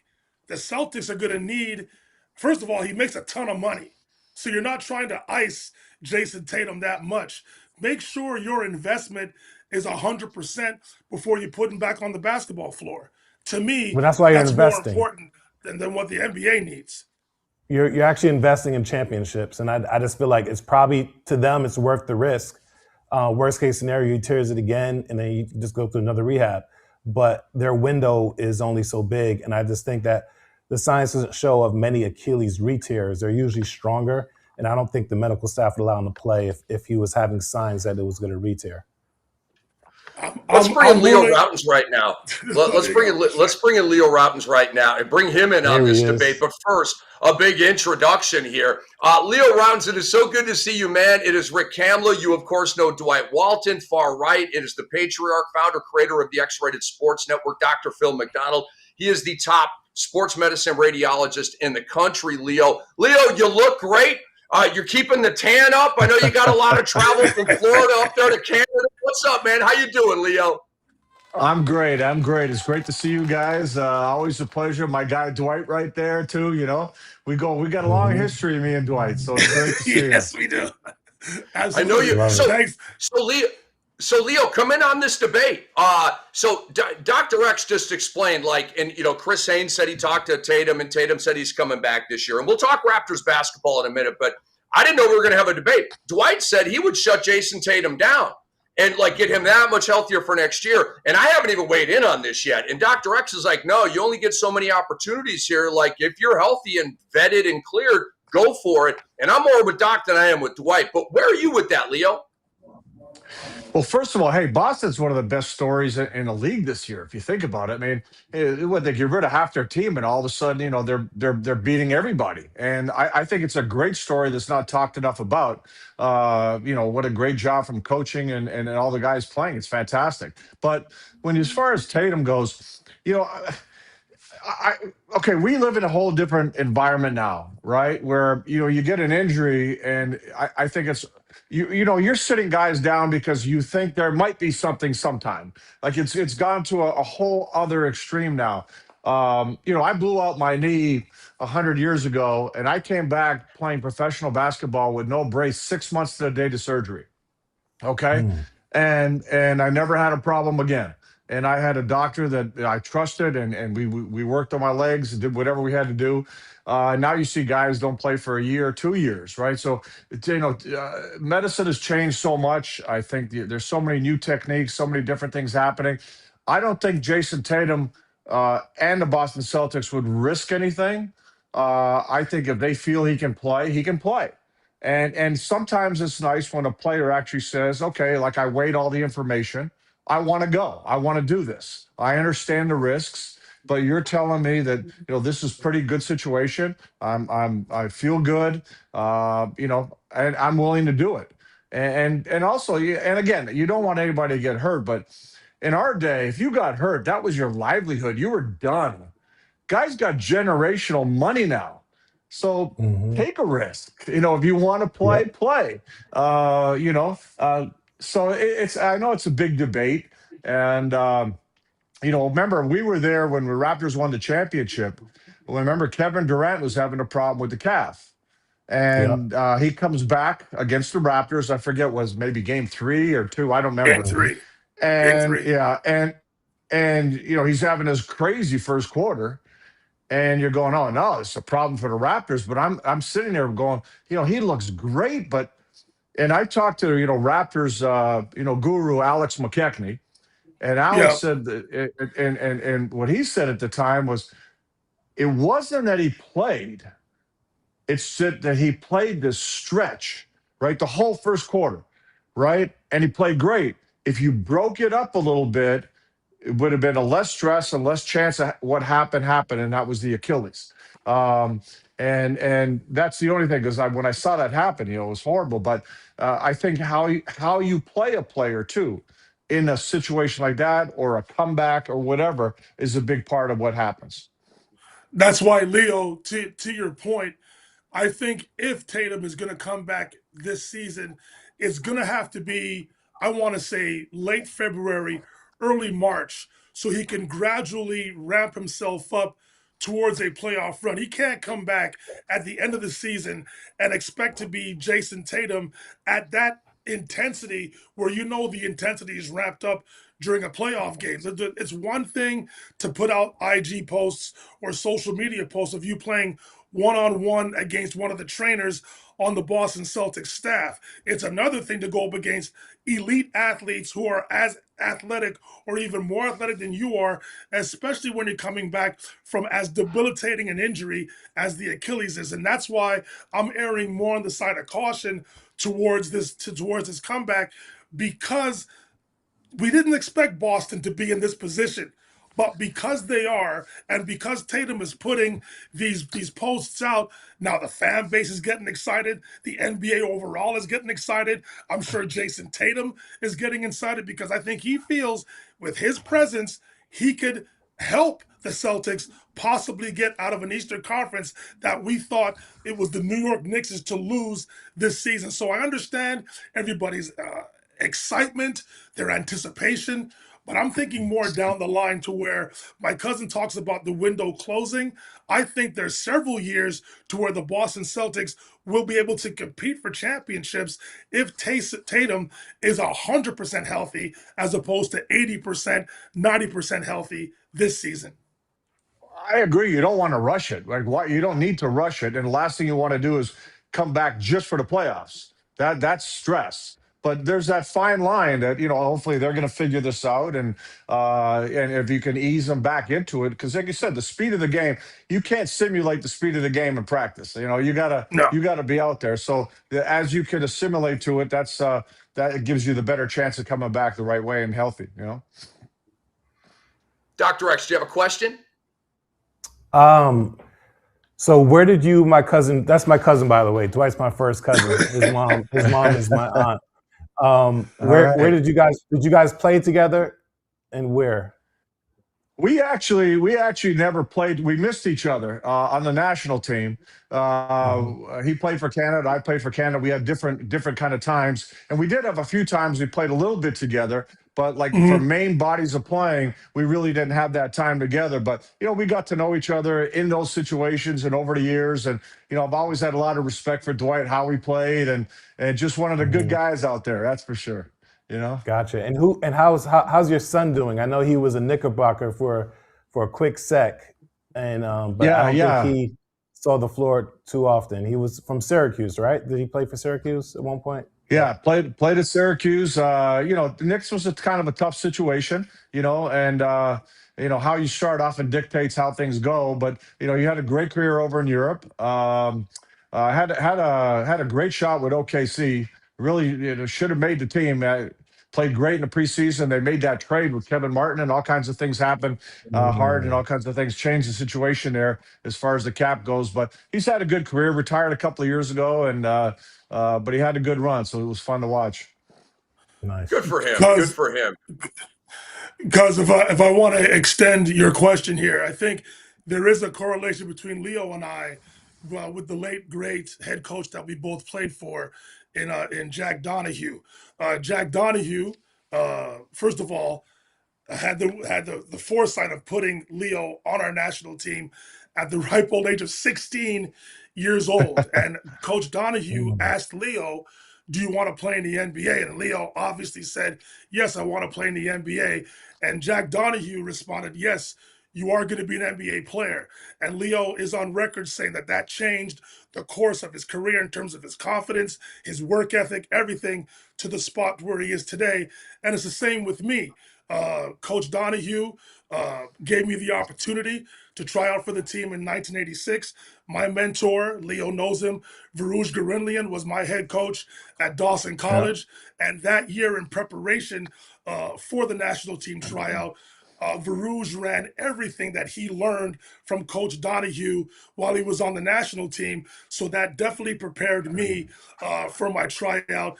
And Coach Donahue told me that he was the best player that he saw over the 10 provinces in our country here in Canada. And he was just hoping that when I went to the 3-day tryout, that I would be that same player. And when he sat me down on the 3rd day of the tryout, I said, Dwight, I'm going to hold you out at the beginning of the tryout because I want to sit here, I want to shake your hand and congratulate you on making our national program. That day changed the course of my basketball life. So I think that's where Leo and I could talk about Jack Donahue. Definitely changed the course of our careers, changed our lives, and we can both say that the national program had a major influence on our basketball careers, and this is where we stand today. Dwight, I often say, like, how do you thank somebody that gave you your life, right? And Jack Donahue basically gave me my basketball life, right? And he was an amazing person. And you told that story about me, him asking me if I want to play in the NBA. You got to remember, I'm growing up in Toronto. I got a whole different, it's not the world a lot of NBA players grew up in at the time. And when a guy like Jack Donahue, who coached Alcindor, Kareem Abdul-Jabbar, Power Memorial, great history, Holy Cross, when he looks at you and says, yeah, you're going to play, it's a whole different meaning. It gives you that confidence. And, Jack was incredible. One of the greatest coaches, and did more for basketball. The NBA came to Canada and changed the whole world because they're a billion-dollar corporation. Jack, as an individual, did more for the game than anybody else in this country. And it doesn't get recognized enough, but especially with the NBA coming in. But he was instrumental in a lot of people's lives and how the game developed here. It's crazy how that changed everything for me. It gave me credibility here in the community, the basketball community in Montreal and the province of Quebec, and in Canada overall, quite frankly. It enabled me to be an inspiration of sorts to the young kids here. And to have that responsibility, I take great pride in it. And to have Jack Donahue as one of my coaches, as one of the people that gave me the knowledge that I have today. And I've had some great coaches, Jack Donahue, Ken Shields, Del Harris, Steve Konchowski, the names, the list, Doc Ryan, the list just goes on and on and on. Varouj Garinlian was my coach. I've had, like I said, some great coaches, and I'm proud to say that they've really inspired me. They've helped me get to the path that I've gone through, and I'm extremely, extremely grateful for that. Leo Rautins hanging out with us, and Leo played with the Philadelphia 76ers, the Atlanta Hawks, as you can see on the bottom line, 17th overall pick to the Sixers back in 1983. Started his career at my alma mater, the University of Minnesota, then went to Syracuse, kicked butt for 3 more years, and then went to the NBA. Currently a TV analyst with the Toronto Raptors on TSN and NBA TV Canada. And the Raptors, Leo, your Raptors, are one of the biggest surprises of this year. What to you, because I have my answer in my head here, okay? But I don't want to, I want to hear what has been the key or the keys to the Raptors' success this season? Well, it's kind of been 2 seasons, really, when you look at the Raptors, right? I was pretty optimistic coming in, thinking in the East especially, they can be a playoff team and top 6, but there's some fragility. And it's kind of shown as of late. So, Jakob Poeltl is a quality big, and he does so many things well. But he's had a lot of problems with his back, and it's really hurt this team because they don't have a backup 5, right? They don't have one. There's nobody there. And when he's not playing, it impacts everybody because, Yak isn't one of those guys that you're gonna talk about as spectacular dunks and blocks and all. He just does everything well. He makes everybody around him better. He makes the game simple. So, with Yak healthy, RJ Barrett healthy, Scotty Barnes at a whole other level this season, healthy, Emmanuel quickly. You got a really good group. And then you throw in Brandon Ingram, right? And a lot of people forgot about him. But again, I'm going to go back to that name, Alex McKechnie. It's because he never played in New Orleans. He literally was a worker in basketball. He never played. Okay, go ahead. I'm sorry. No, but you're right. But he was also an all-star, right? And so you look at it. Now, remember, let's go back and think of another situation. Kawhi Leonard doesn't play for, a year and a half. Raptors trade. He comes to Toronto. When Kawhi got here, I said this. I've said it out loud for everybody to hear. The most important guy in this organization right now is Alex McKechnie. Because Alex McKechnie, they wouldn't make this deal if Alex didn't look at that situation and say, I can make this work. Okay? I can help him. And remember, this is how that whole load management term started, right? Which has been completely misused and not taken completely out of context. Because load management today, it's a rest. It's not a rest. It was never a rest with Kawhi. You're just working differently. You're not playing. You're working. You're getting ready for what the big picture is in the playoffs. And Alex McKechnie had a plan, literally from the day he sat down with Kawhi for the entire season into the playoffs that included load management, right?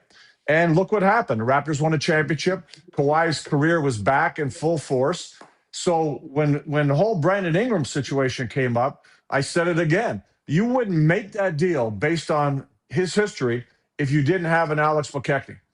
And Alex McKechnie worked with him from the time he came over last season. They did not pressure him to play at all. You had a third of the season left. Don't play. Get healthy the whole summer. And now he was leading the NBA in minutes a week ago. I don't know what the number is now. And playing great basketball. So when you factor in an all-star level Brandon Ingram with everybody else I mentioned, and some key players off the bench, like a Jamal Shed has been playing great. I thought, Mamo Kilishvili was a big move for the price they got him for an active big. So a lot of good pieces, right? A lot of good pieces. But then, again, Jakob Poeltl going on with the back. RJ Barrett's been out and it's had a huge impact on his team. And I think people are seeing his value now. When he was playing, there was a big difference, huge difference on how this team plays because of his ability to attack and score. Without his offense, it's been a dramatic drop-off. So the question is now, can you get back and have everybody healthy? Can you tweak this team? Can you go find a big? And it doesn't have to be, you're hearing all this talk about it, Anthony Davis or Giannis Antetokounmpo. Okay, hey, if that big splash can happen, that's a whole other category. But you need a serviceable big right? Somebody that can come in and give you 10, 15, 20 minutes. If Yak goes down, he's there. You got to find somebody. You really do. And I think if they can do that and stay healthy, this team can be a playoff team.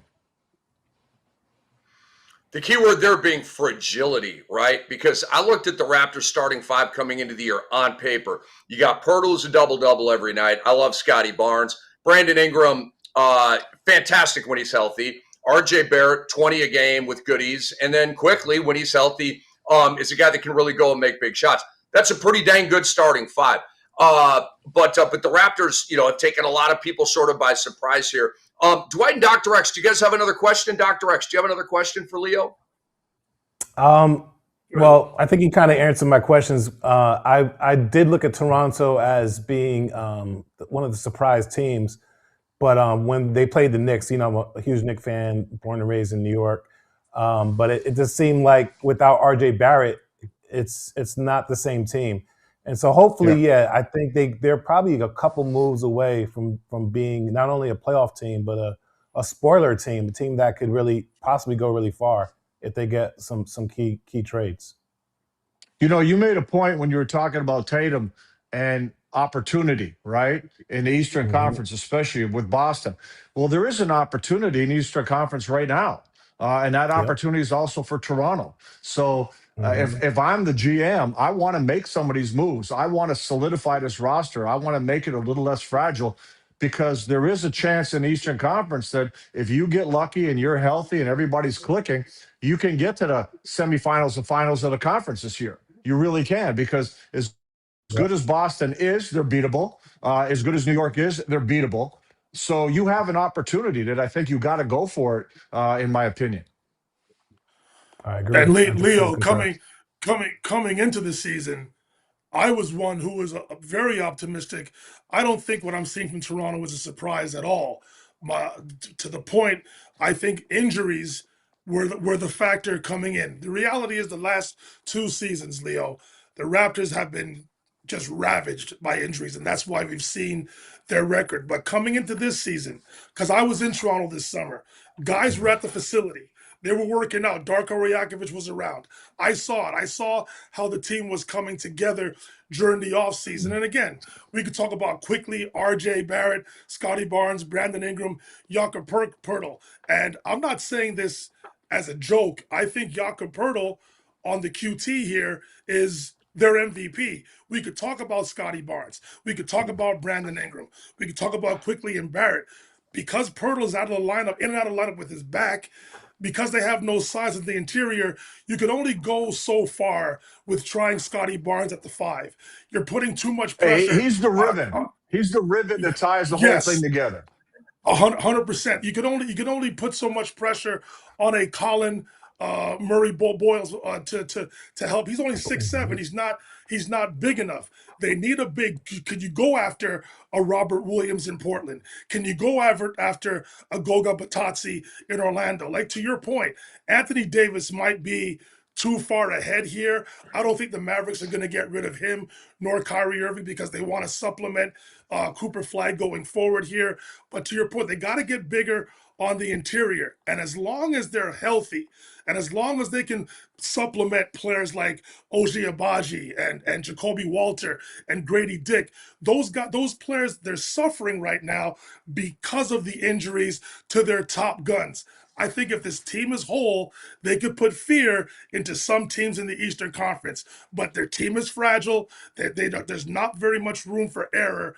They have to be healthy if they want to have sustained success, and they have to get more depth at the big position. They were leading the league in fast break points at one point.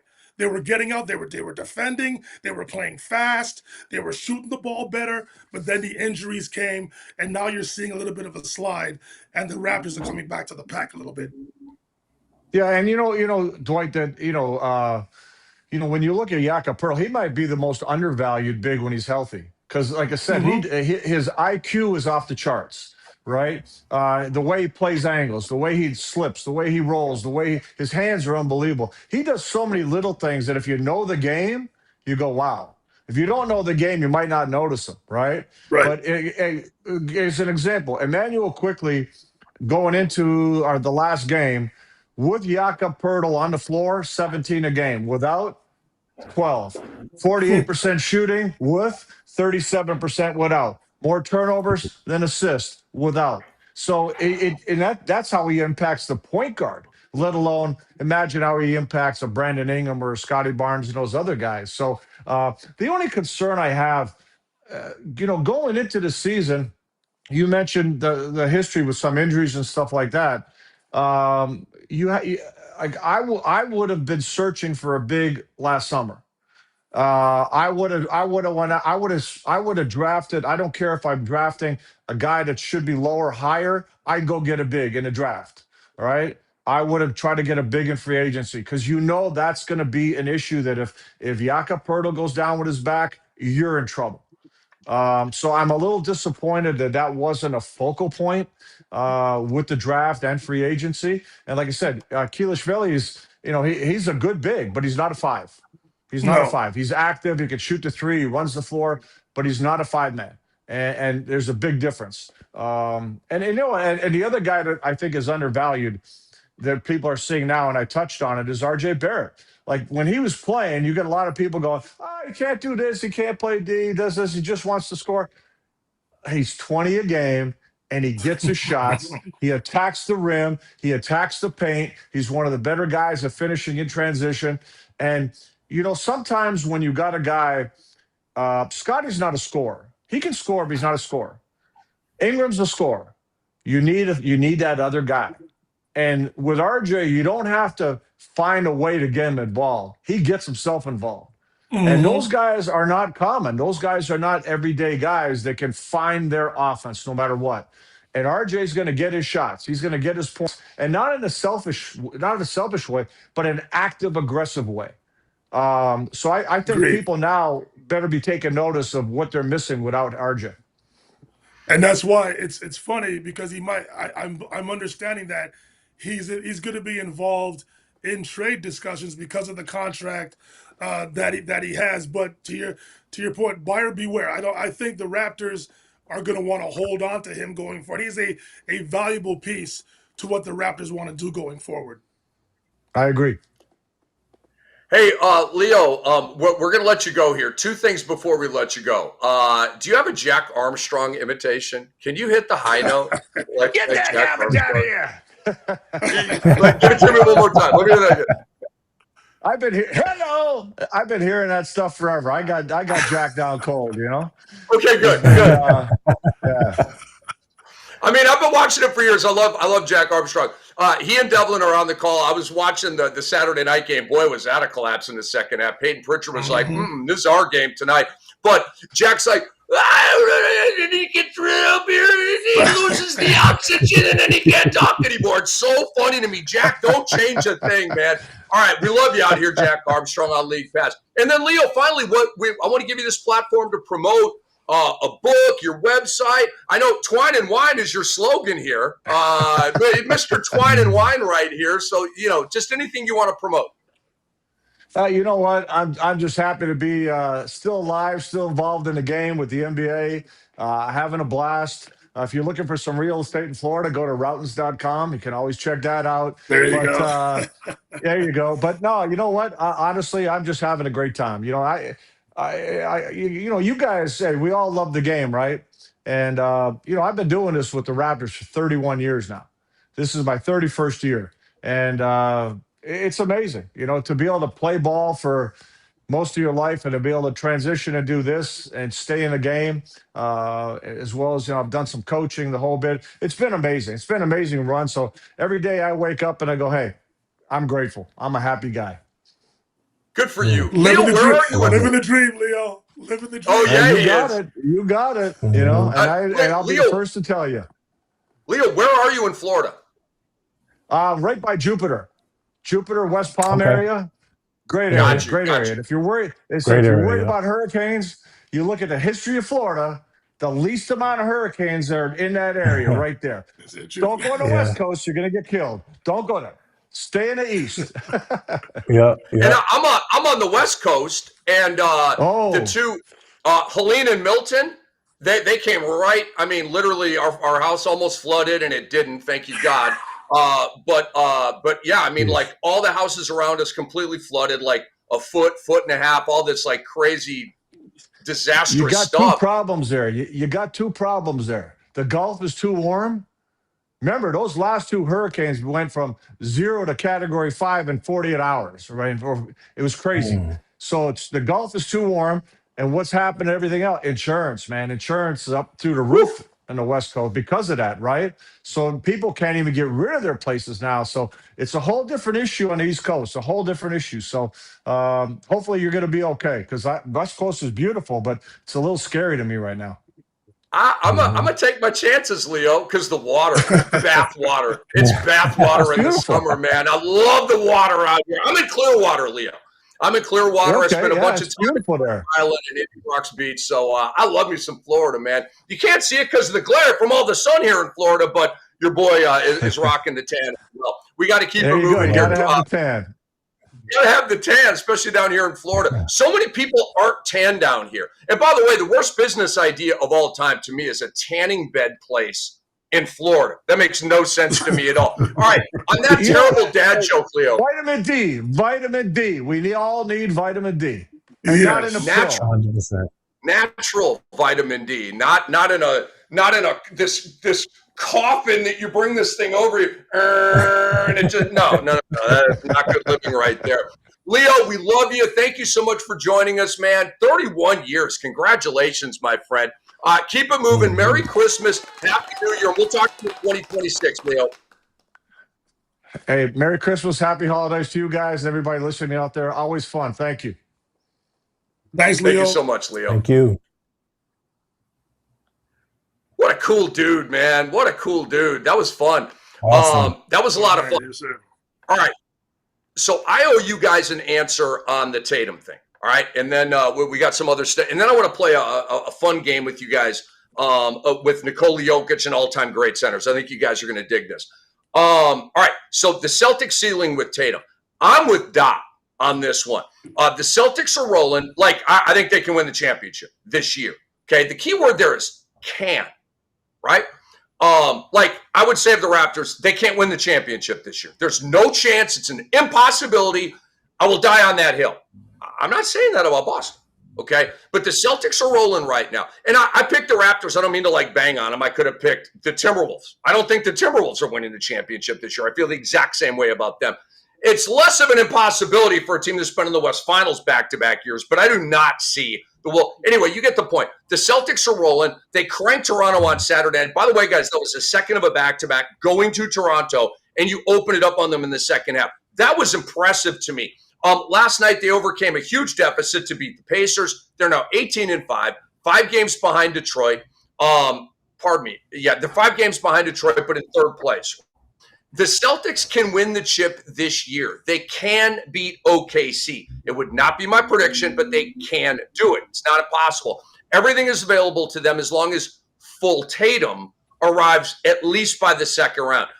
If Tatum's only 75, 80% and he's on a minutes restriction, maybe coming off the bench, and we got all this weird machination, right? It ain't going to happen, okay? But if Tatum can come back and somehow miraculously be full Tatum by the second, doesn't have to be first round, because I believe that they'll be able to beat whoever that is. Second round, it's going to be the big boys. You're going to need full Tatum against Detroit, New York, those types of teams.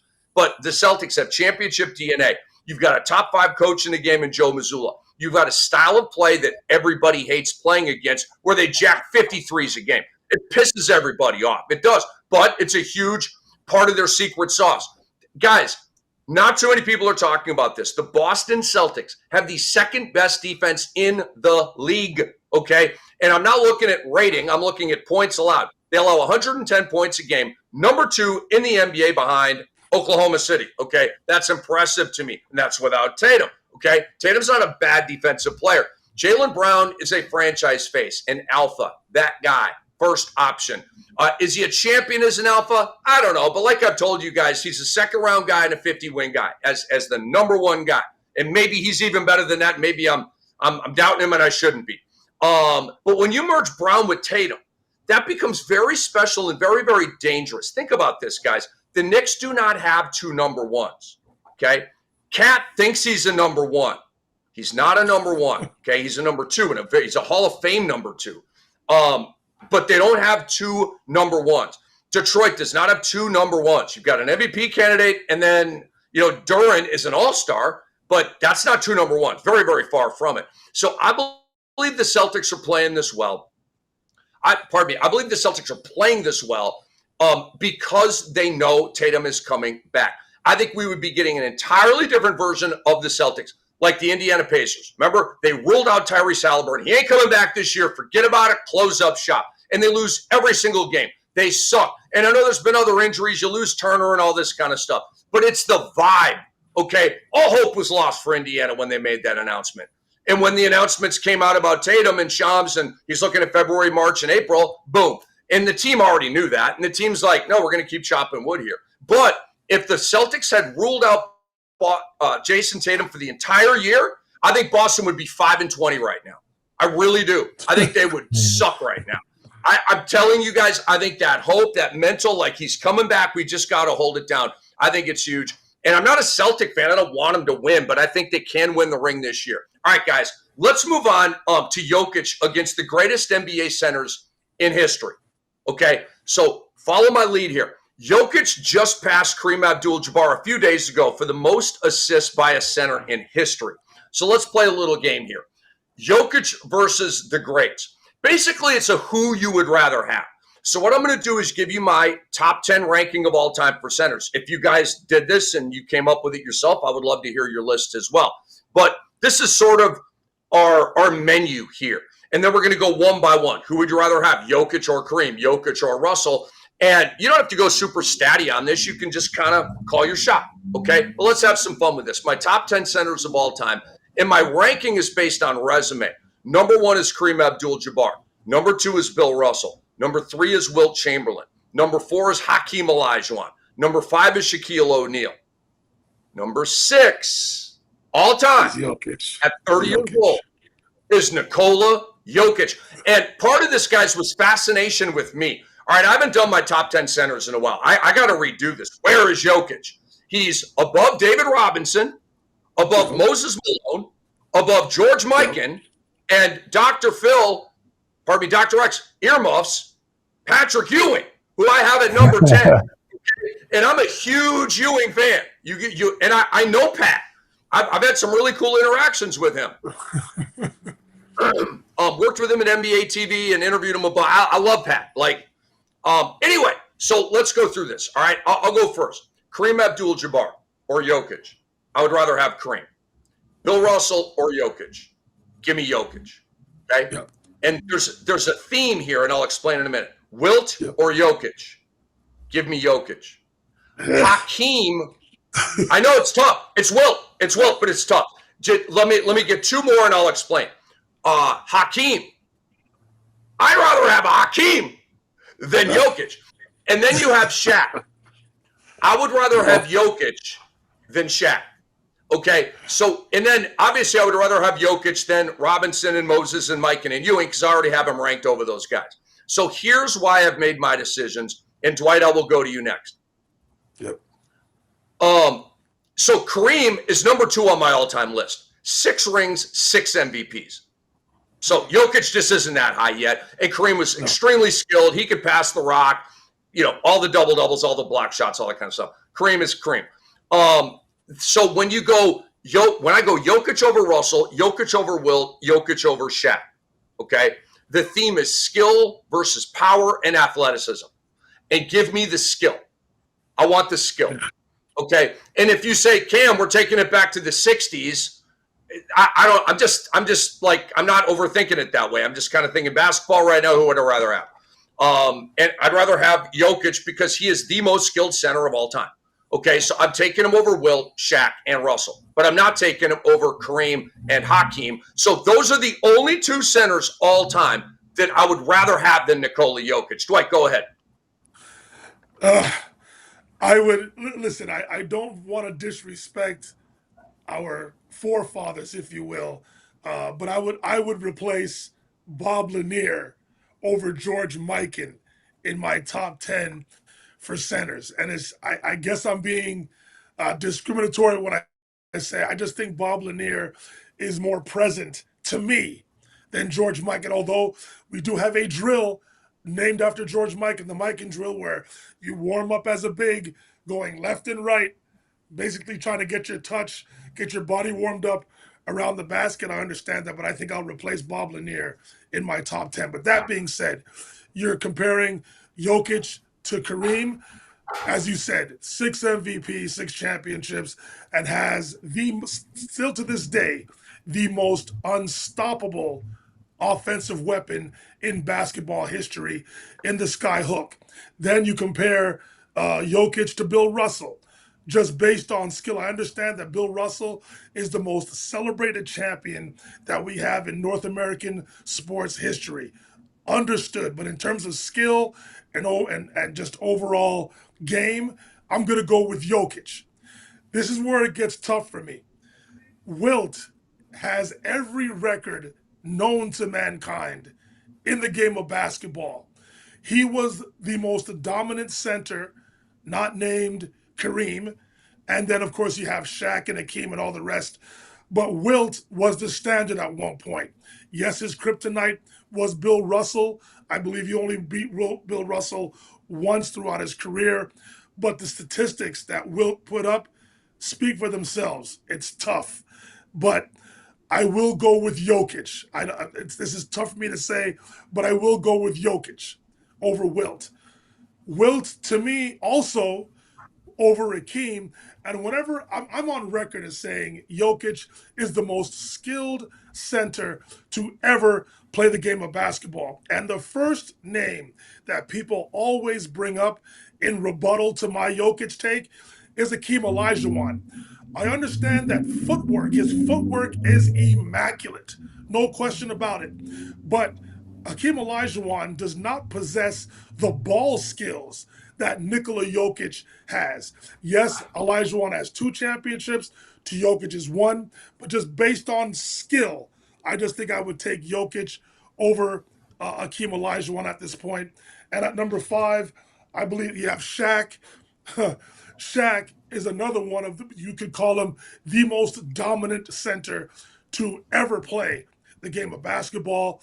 But in terms of overall skill, now young Shaq, the more slim Shaq, when he first came into the NBA, his ability to take the ball off the defensive backboard and to blow it up the floor with the dribble, that was something that we hadn't seen from most bigs. But the overall skill set, I am going to give to Nikola Jokic over Shaq. That's a tough decision. The Wilt and Shaq comparisons to Jokic, it can go either way.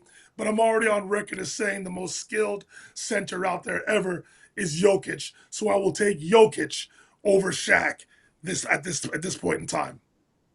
And you would take Jokic over Robinson and Moses and Ewing and all those other guys. Not trying to put words in your mouth, but you would, right? Yes. Okay. Yes.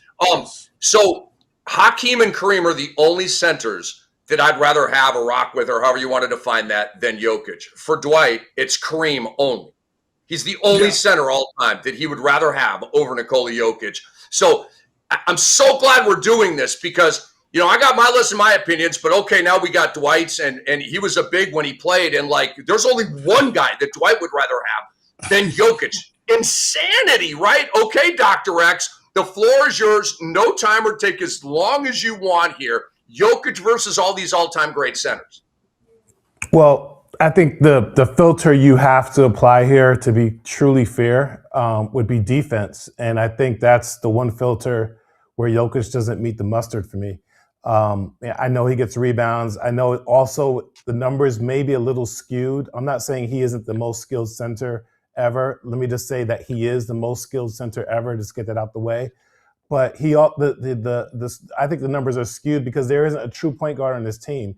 He is expected to be the point guard, and he does a great job at it, and his usage rate is very high because of that. But if we're going to penalize Luka Doncic all the time for not being a good defender, then Luka technically should be in the MVP discussion every year because he does the same exact thing as Jokic does.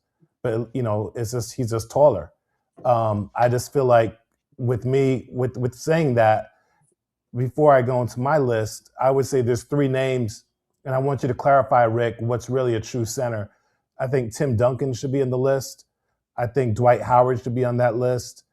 And I think Wemby, even though I know it's early, Wemby should be on that list. I mean, this guy has so many defensive stats right now. He's probably jumping a lot of people already on the list that we currently have. So I just think defensively, yeah. You know what, Phil? You are so right. I can't believe I forgot my namesake. Dwight Howard is definitely on that list. As a matter of fact, I'm going to take off George Mike and I'm going to take off Bob Lanier and I'm going to insert Dwight Howard into that list. I totally forgot about him. I apologize, Dwight. That is my bad. Dwight is definitely on that list. Thank you, Cuz, for bringing his name to the forefront here. Lanier and George Mike, and I love you guys, but Dwight Howard is definitely on that list. Dwight Howard could arguably be in the top 5 as far as I'm concerned. I reclaim my time.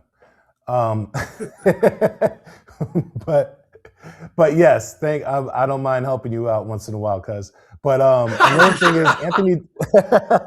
thing is Anthony Davis. Like, he's always on record complaining that he doesn't want to play center, but has played center. And I'm not sure if he technically won a championship playing center or power forward, because that Laker team was stacked with bigs, with JaVale McGee, Dwight Howard. So, Rick, I just feel like when it comes down to it now, okay, I'm going to include Tim Duncan in the pool. I'm going to include Dwight Howard, and I'm going to include Wemby. So now with that said, I would rank Jokic probably 4th or 5th on my list, because I'm definitely taking Hakeem because of the defensive component. I also feel like same thing for Kareem. Jokic only has 1 ring. All right. So I know there's a lot of other factors that come into that. Who's in the NBA at the time? Which other teams does he have to play against? But the facts are the facts. He has only 1 ring. Hakeem has more rings than him. Kareem has more rings than him. I think he has the same amount of rings as Wilt. I think with the error and stuff, I think Wilt could have learned with the proper coaches to be even more dynamic offensively, which is funny to say because of how well he scored the ball. I don't want to, say negative things about Bill Russell, but I watched the documentary. He said it himself. He was not a good offensive player. He was thinking about dropping out of the league because he wasn't a good offensive player. He was pretty much Ben Wallace for the Detroit Pistons. That's who he was, and he probably was a little bit taller, but Ben was probably a little bit stockier, a little bit stronger. But that was his role. He wasn't looked at as a scorer. And 11 championships, I get that, but I would say you have to agree with who they were playing at that time. The Celtics were just dominating a league that I don't know if it was open to the ABA. I don't know who was in the league at that time, how many teams were in that era. And, truth be told, I just don't think, Bill Russell, just for the love, should be on the list, but he wasn't skilled offensively, so he's out. And so that's the same thing with Jokic. He's not skilled defensively, so he's out. So, but because he's so skilled offensively, I have him at least top 5. But I got to go with Hakeem, got to go with Kareem, got to go with Wilt, got to go with even Shaq, just because of how dominant he was. And I think I have to have Wemby as my 5th. I'm looking into the future. I think Wemby's there. And then after those guys, I'll put Jokic, and then I would probably have someone like Tim Duncan. Tim Duncan is a proven winner, and he plays defense as well. Whew. I love it. Did you guys have fun with this? I had fun with this. So Doc I did. So Dwight's at 1 guy, Kareem. That's it. I'm at Kareem and Hakeem, and you're Hakeem, Kareem, Wilt, Shaq, and Wemby with Jokic at 6. Okay, I love this. By the way, like my Hakeem Jokic thing is a coin flip. I'm trading Jokic's playmaking for Hakeem's shot blocking and overall defense. Yep. Hakeem is the best shot blocker in the history of the NBA. I'm pretty sure he's the all-time block leader. Him and Dikembe are 1 and 2. But Hakeem was just. Well, I'm saying statistically, you know what I'm saying? I know. Yeah. Yeah. But I'm just a big. I think I got to get me a dream jersey, man. Like I love Hakeem. He was my favorite player. Like once Magic Johnson like retired, and God bless him with all the stuff, and you know what I mean. But like Magic was my guy, and then the HIV, and then Hakeem like started rising, and I was like, that's my guy. Anyway, all right, let's move. Doc, you're first on this, and I'm going to pose at you with a very difficult question because it's going to tug at your heart.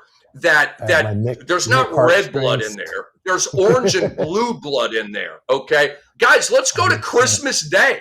All right, it's a couple days away here. Ho ho ho. On Christmas is Thursday. Yeah, Thursday. Wednesday's Christmas Eve. All right, Thursday is Christmas. All right, guys, put the clock on here. Rapid fire less. We got to we got a couple segments to do, so let's put the timer on here.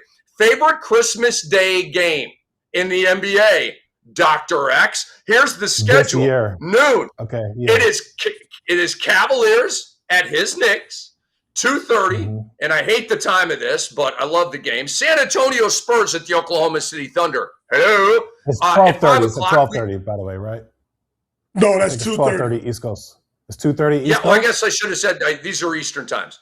2:30. Yeah, 2:30 Eastern will be Spurs and Thunder. 5 o'clock Eastern, Mavericks at Warriors. Yawn.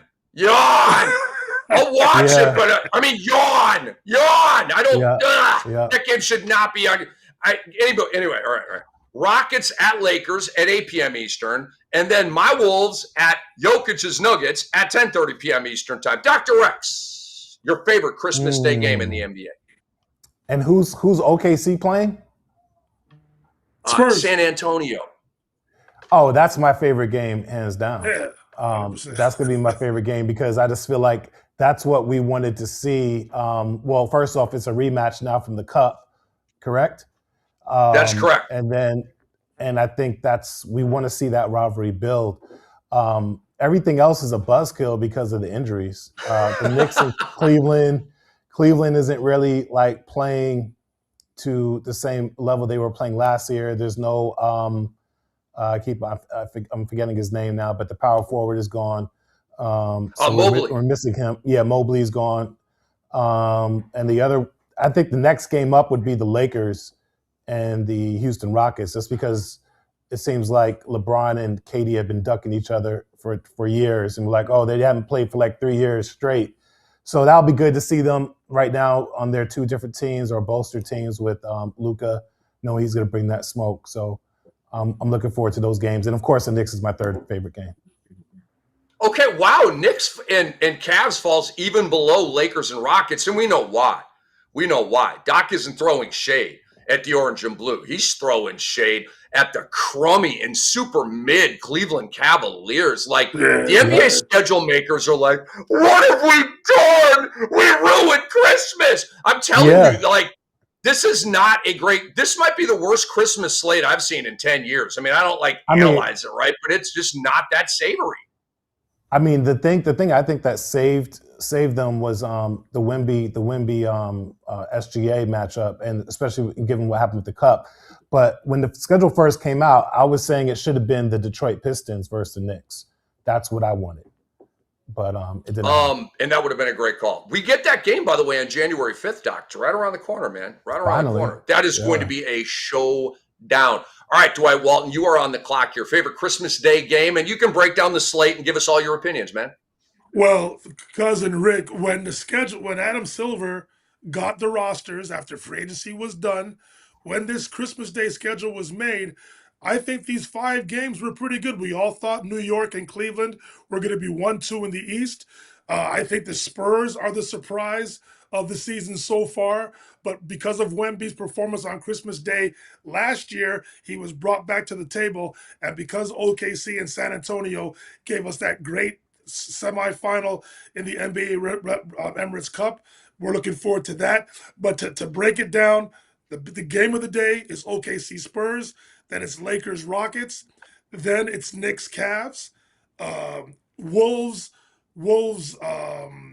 Nuggets is 4th, and the worst game of the day is Dallas Golden State. But I think when the schedule was made, we all thought that these 10 teams were going to be legit and would have gave us a pretty good slate overall. I'll make this quick.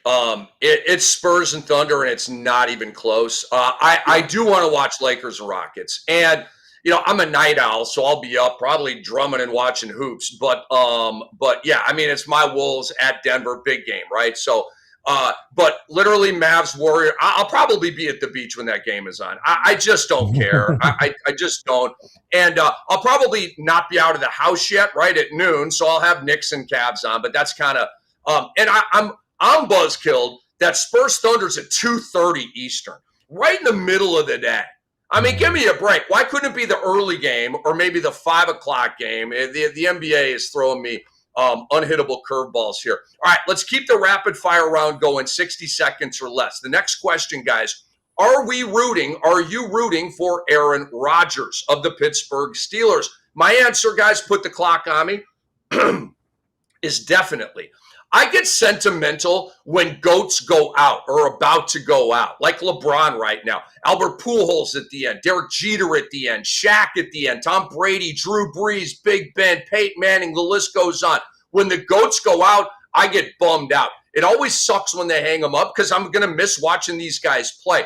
Aaron Rodgers falls into that. He might play next season and he might not.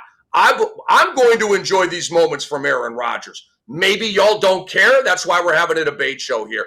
The Steelers beat the Lions in Detroit, right? Rodgers was solid, 266 with a touchdown, no picks. Jaylen Warren was the hero that day. But the Steelers are now 9-6, all but locked up the division with the Ravens loss. Steelers have won 3 in a row, and Rodgers has, over that stretch, a 4-0 touchdown to INT ratio, and he's averaging 255 yards a game. So, guys, let's change the narrative from Mike Tomlin, hot seat, and all this bull crap to, is this the swan song for Aaron Rodgers? And how far could he go? Is this the end? All that good stuff. So, Dr. X, I go back to you here. Are you rooting for Aaron Rodgers, or are you kind of not a Rodgers guy? I don't like to dislike anyone, but personally, it's really about the narrative. I'm not really an Aaron Rodgers fan, but I agree with you, Rick. I think you want to see the greats go out on a high note. I'm not wishing for anyone's downfall, and I just think that it'd be nice to see him be in the conversation at least. May not want him to win, but at least be in the conversation. And so I'm kind of rooting for him to at least, I'm not sure, is his team in playoff contention at this point? If so, yeah, Doc, it'd be nice. Yeah, just quickly, they're up a game and a half on Baltimore, and Baltimore needs to win both and have Pittsburgh lose both. So the Steelers are probably winning that division.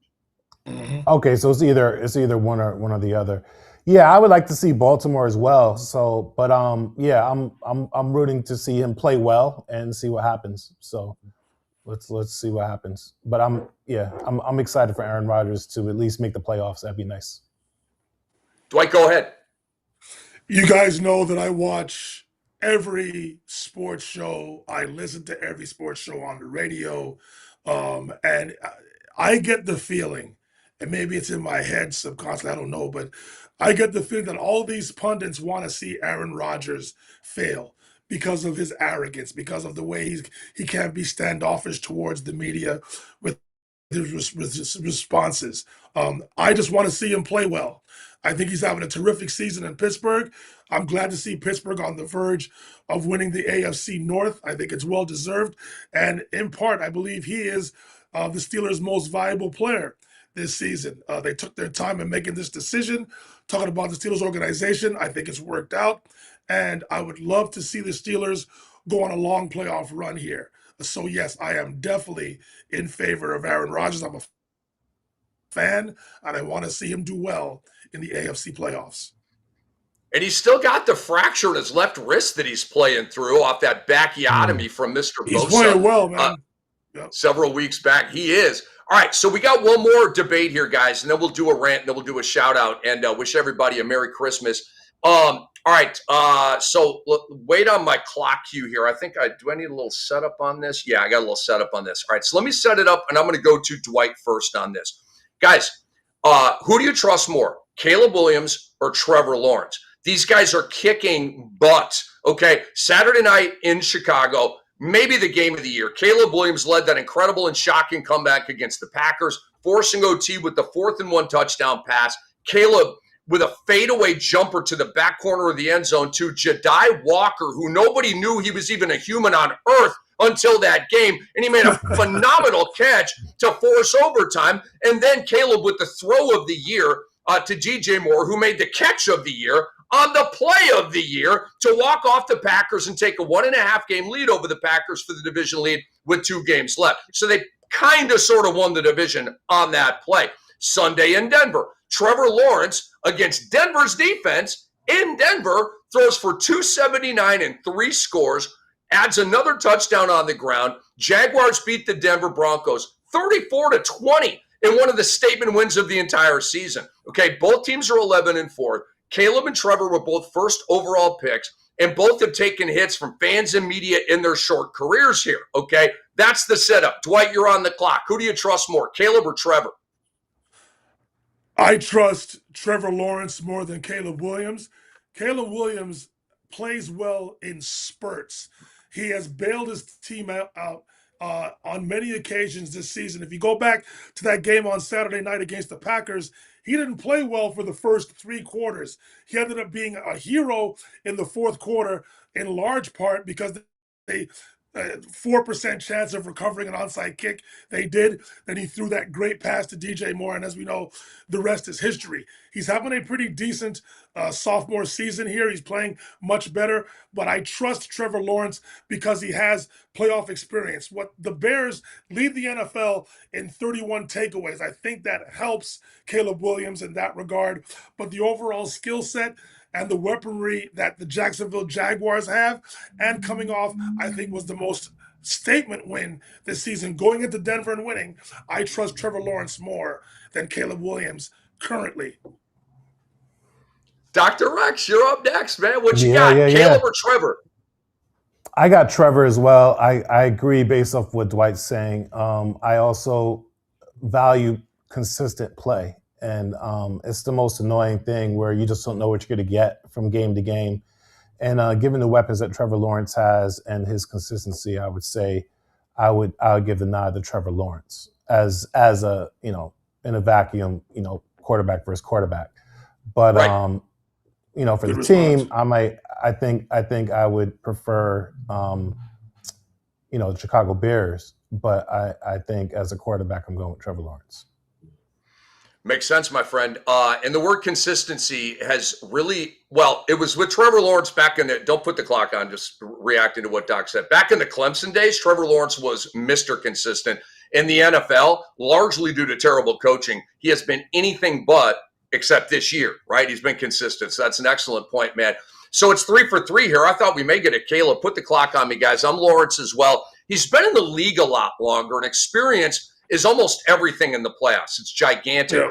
Dwight, to your point, Caleb is very streaky and inconsistent, still makes mental errors. He took the intentional grounding penalty when he threw it, within the box or whatever that was. That was a big mental mistake. He made another one in the game, too. I think they got a false start. He's in year 2, far from a finished product. That said, when Caleb gets on a heater, he is magical, okay? And I loved him at USC, and I'm a big Caleb guy. I am.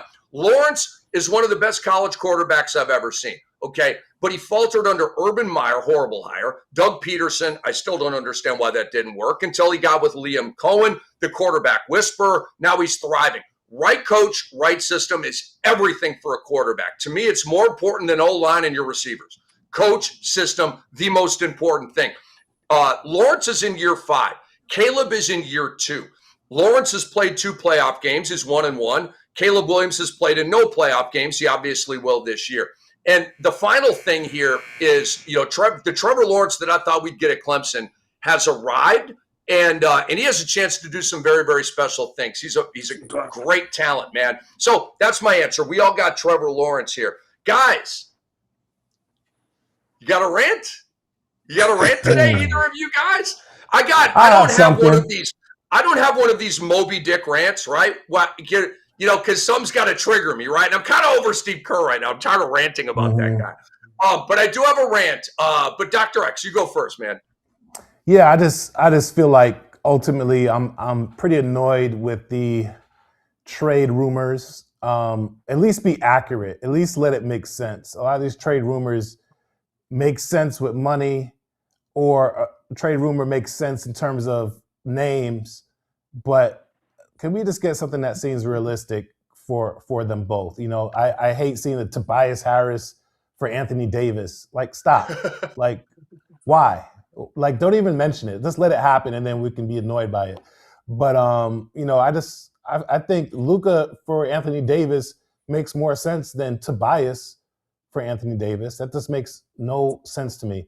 And I just been seeing a lot of those trade rumors as it relates to the Knicks and Giannis. A lot of them don't make sense, and the ones that do make sense, they're not talking about. So that's the most annoying thing. And then the other thing is, I just wish they would, some of the rules that they have in terms of when these players can come available and all this other stuff, it's just annoying to me. I just feel like it needs to be more streamlined. Like, why does it have to be that? Why does it have to be December 15th? Why does it have to be January 15th? I don't remember all of these markers being in place decades ago. But anyway, that's just my little rant on the annoyance of the trade rumors. At least let them be accurate and remove all these other restrictions. Doc, I want to follow up on what you're saying real quick here. I can't remember why they have those restrictions, but it is annoying. You should be able to trade cats at any time. But I've been annoyed by this too. Okay, go to the ESPN trade machine. Not you guys. I'm talking to these new media people that are just throwing. It's fantasy. It is. It's fantasy football. It's fantasy basketball. Well, let's just dude, there is a reality called salary caps, okay, called team building and blah, blah, blah, blah, blah, blah, blah. You got to make the trade work, right? Go to the ESPN trade machine. It's absolutely miraculous. And you can actually put in a trade that vets. And even though it's annoying to Doc, they will gray out a player if he's ineligible to be traded at this point. And then past December 15th, maybe he becomes regular again past January 15th. But like, you cannot trade a guy right now, right? If he's in that situation, and that's on the trade machine. So before you put out these stupid tweets on X, go to the trade machine and bet it. Dwight, your turn is up now. I have a couple of things to say. I want to attack college sports in general, football and basketball particularly. I ranted about this last week, and again, I don't want to be a Debbie Downer when it comes to James Madison and Tulane and any other school that's going to be in the G5 going forward. But based on how they played in this 12-team playoff, please, I don't know if they have to have their own playoff, if they have to, if the G5 goes out of the top 12 altogether. I want to see NCAA football do away with the conferences and just have a schedule that benefits all of the best schools. This is not the NCAA tournament where there are 68 teams and we can have a Cinderella like a James Madison or a Tulane or those smaller schools. Yes, we had Boise State last season, but those are one-offs. Those are not normally the normal thing that happens in college sports. Also in basketball, and I understand that coaches go to Europe and recruit professional players, especially when they've been playing pro since they were 15 or 16. But to have some of these players right now who have played professionally in the G League or in the CEBL or those other leagues out there around the world, and then to have them come back and play at the collegiate level, there's something wrong there. I know NIL has changed the game. The transfer portal has changed the game. But I think college sports is in a flux situation right now where they have to get it right. The scheduling, the recruiting, the transfer portal, all of these coaches in football taking jobs before the season is over. It's a mess right now. And I just want the powers to be at the NCAA level, particularly with the sports that make the money, the basketball and the football. Get your act together. Clean things up because we're not dumb. we see what's happening and we don't believe in it right now. It is great theater because ultimately we want to see the games played. But the behind the scenes stuff, you have a lot to clean up.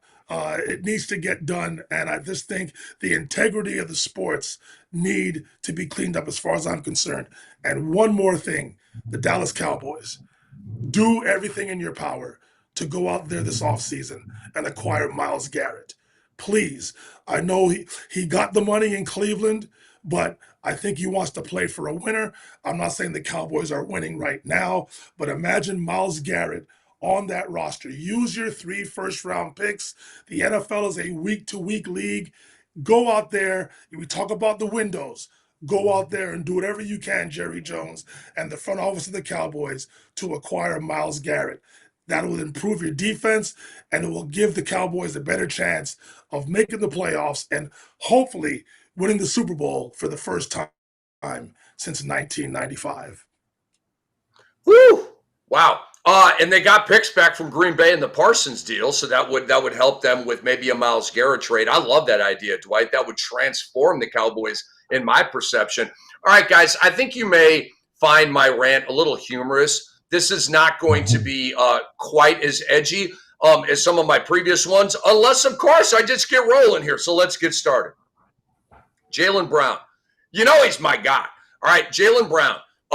Kind of talked about new media, old media without saying those 2 words. Check it out. He said, the reason I started streaming, just because I feel like, I'm going to be candid, the media is very lazy. Bingo! Those are my words, not his. He said, I know controversy is what sells. So anytime they can put out something negative, they know they're going to get more clicks, pardon me, more engagement. That's what people, accounts, things like that. That's not actual journalism. You don't get to the full story. You only get the negative aspect of it. That's what everybody gets to see first. And then this is the most important point he makes. And then most people, because like social media, people's brains only have the attention span. They're not going to look into what actually happened. They're going to just see the headline, and that's what they're going to go with. Brilliance by Jaylen Brown in his dissertation on how bad new media is. New media is not even media. Dr. X and Dwight and our great audience. New media is not even media. It's sales. It's bring Leo Rautins back, real estate agent down here in Florida. It's sales. It's bait and switch. It's not real journalism. Okay? It's money. It's sales. It's marketing. That's all it is. That's all new media is. It's not journalism at all. Okay? There are plenty of great sports journalists still working today. And there are still a bunch of old media that knows how to do it the right way. Okay. But at the same point, there's probably more new media now than old media. And that's a shame. And this is part of my theme, guys, and like too. Keep the old school alive. Not every part of old school, okay, but some very important parts of old school I don't think we should just let wash away with the tide, okay? A lot of change is good, and there's a lot of change that makes things worse than it was before. Sports media is a case study for that. We have so much irresponsible reporting right now. We have big-time reporters falling into cobwebs. Pablo Torre just did, okay? He had something he had to make. It was the Kevin Garnett thing about him being involved in the Chauncey Billups poker game. Pablo Torre's even screwing up scoops, okay? So, and he didn't even apologize about it, by the way, which annoyed the hell out of me. New media, right?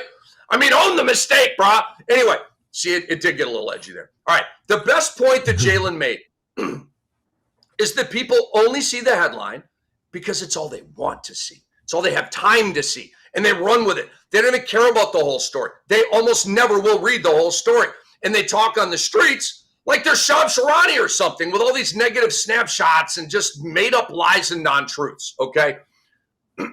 We are in the era of clickbait because business trumps art almost every single time.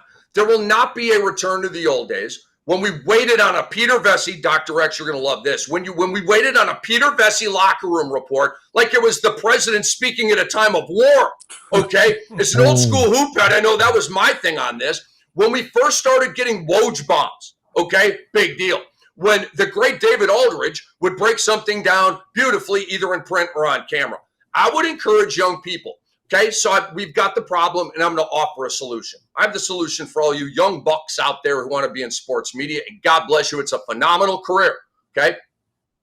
I would encourage young people to study the all-time greats, okay? And I do have some contemporaries in here on my study list, okay? But I've also got some old schoolers in here too. If you want to be a studio host, there is one male that you should really study. And you can study a variety of them. Brent Musburger was really good. Ahmad Rashad was really good. The greatest studio host in the history of sports television, and I don't believe it's debatable, is Ernie Johnson of TNT. I don't believe 100%. It's debatable. Okay? Study Ernie. He's old school. He's new school. He's every school. Okay? But no anchor gets it more than Ernie Johnson. Okay? Agreed. And in terms of the women's side, study. And these are contemporaries, right? Taylor Rooks, Maria Taylor, and Malika Andrews. They are phenomenal. Okay. Agreed. The mechanics of traffic hopping. I mean, their delivery, the way they read prompter, and it doesn't look like that. Just all that TV stuff that I did for 17 years. Taylor Rooks, Maria Taylor, and Malika Andrews right now are the gold standard for studio hosting. Okay. And so, like, if you're a young lady, a 13-year-old, young girl, and you study those ladies right there, okay? And you will make it, okay? If you study it anyway, so you get the point. If you want to be a play-by-play announcer, study Brent Musburger and Marv Albert. They're the goats of football and basketball. You got to start there, right? You got to know about the Revolutionary War before you know about World War II. See what I'm saying? Yeah. Okay? Go back and study them. And then contemporaries who I love, Joe Buck, Mike Tirico, Ian Eagle. Love those guys, okay? They're phenomenal. They're perfect. They never make a mistake. They kill every single live call. They are perfect. You say, nobody's perfect, Cam. Those three guys are, okay? And if you want to be they are. And if you want to be a side, I've never seen Tirico or Ian Eagle or Joe Buck make a mistake. I haven't seen it. And I watch those guys all the time. And then finally, guys, if you want to be a sideline reporter, okay, study David Aldridge, again, on the men's side. Craig Sager's the greatest. I should have started with him, but he's the greatest sideline reporter of all time. May he rest in peace. Study those guys, okay? And this is not a joke, and this is not biased because we work with him, Dennis Scott. The reason I'm telling you to study Dennis Scott understands the brilliance and the beauty of a quick, short question, okay? And when you are after the game with a player, they don't want a minute-and-a-half question.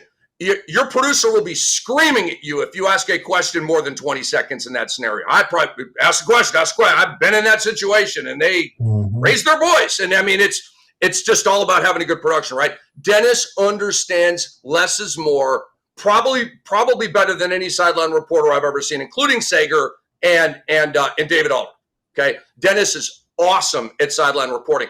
And then on the women's side, Leslie Visser is the original female goat of sideline reporting. Erin Andrews is phenomenal, been doing it for 30 years or whatever. Tracy Wolfson on CBS. They'd never make mistakes either, ever. Okay, that's why they're on the network level, and that's why you pop them on Thanksgiving Day and watch them, because they're that good. So that's it. I wanted to help you guys out. Study those goats, okay, like I did. I was studying Bob Costas, Brent Musburger, Keith Jackson, Chick Hearn, Marv Albert, and I was a play-by-play guy for almost 20 years, okay? It's not a coincidence. I was doing play-by-play in my room. I would turn down the sound on the TV, and I'm doing play-by-play in my bedroom at 16, 17, 18. My brother and my mom thought it was crazy. Who's crazy now? Mom and bro. Anyway, that's all I got. All right, Dr. X, you got a shout-out before we get out? Yeah, man. Well, first off, I want to shout out you. It's been a blessing having you on the show and being our host. And anybody that's listening, study Rick, because Rick is great. Rick is a great host and also play-by-play. I know I've seen you do that as well. And that's a blessing to us. And also, in the words of Charles Barkley, happy holidays. Yeah, I remember that sound right. Give that to us one more time. Happy holidays. I love that. That's a good Charles right there. A very good Charles. Yeah, man. And I would tell people to study Charles, but nobody can do Charles. No. Nobody can do Charles. There's going to be no duplication of Charles Barkley. The guy that says everything that we're thinking of but are afraid to say. He's the Correct. greatest of all time at that. Okay. And by the way, you got to be like a ball player that's really good and then retires to even be in a position to be on a platform like that. Anyway, Dwight, the floor is yours. No, I just want to shout out our loyal followers on this platform. I want to shout out Jayson and Kai behind the window who have done a fantastic job in producing this podcast. I want to shout you out, Rick, for gracing us with your presence. I want to shout out Dennis for gracing us with his presence. Brandon Beat on Armstrong, A.M. Pfeffer, my cousin Phil, Dr. X, the greatest radiologist currently in North America. And I'm just, again, it's an honor for me to be a part of this broadcast. And because I thank you, I love you, I really appreciate this platform. It gives me the opportunity to get my rants in a longer form. I do understand that my answers are long-winded, but I have a lot to say. And I thoroughly enjoy getting the opportunity to do this. I know this is a basketball-centric program, but I like the fact that we attack other sports, especially what's happening currently in the landscape of sports. And to be able to do this twice a week is truly a blessing.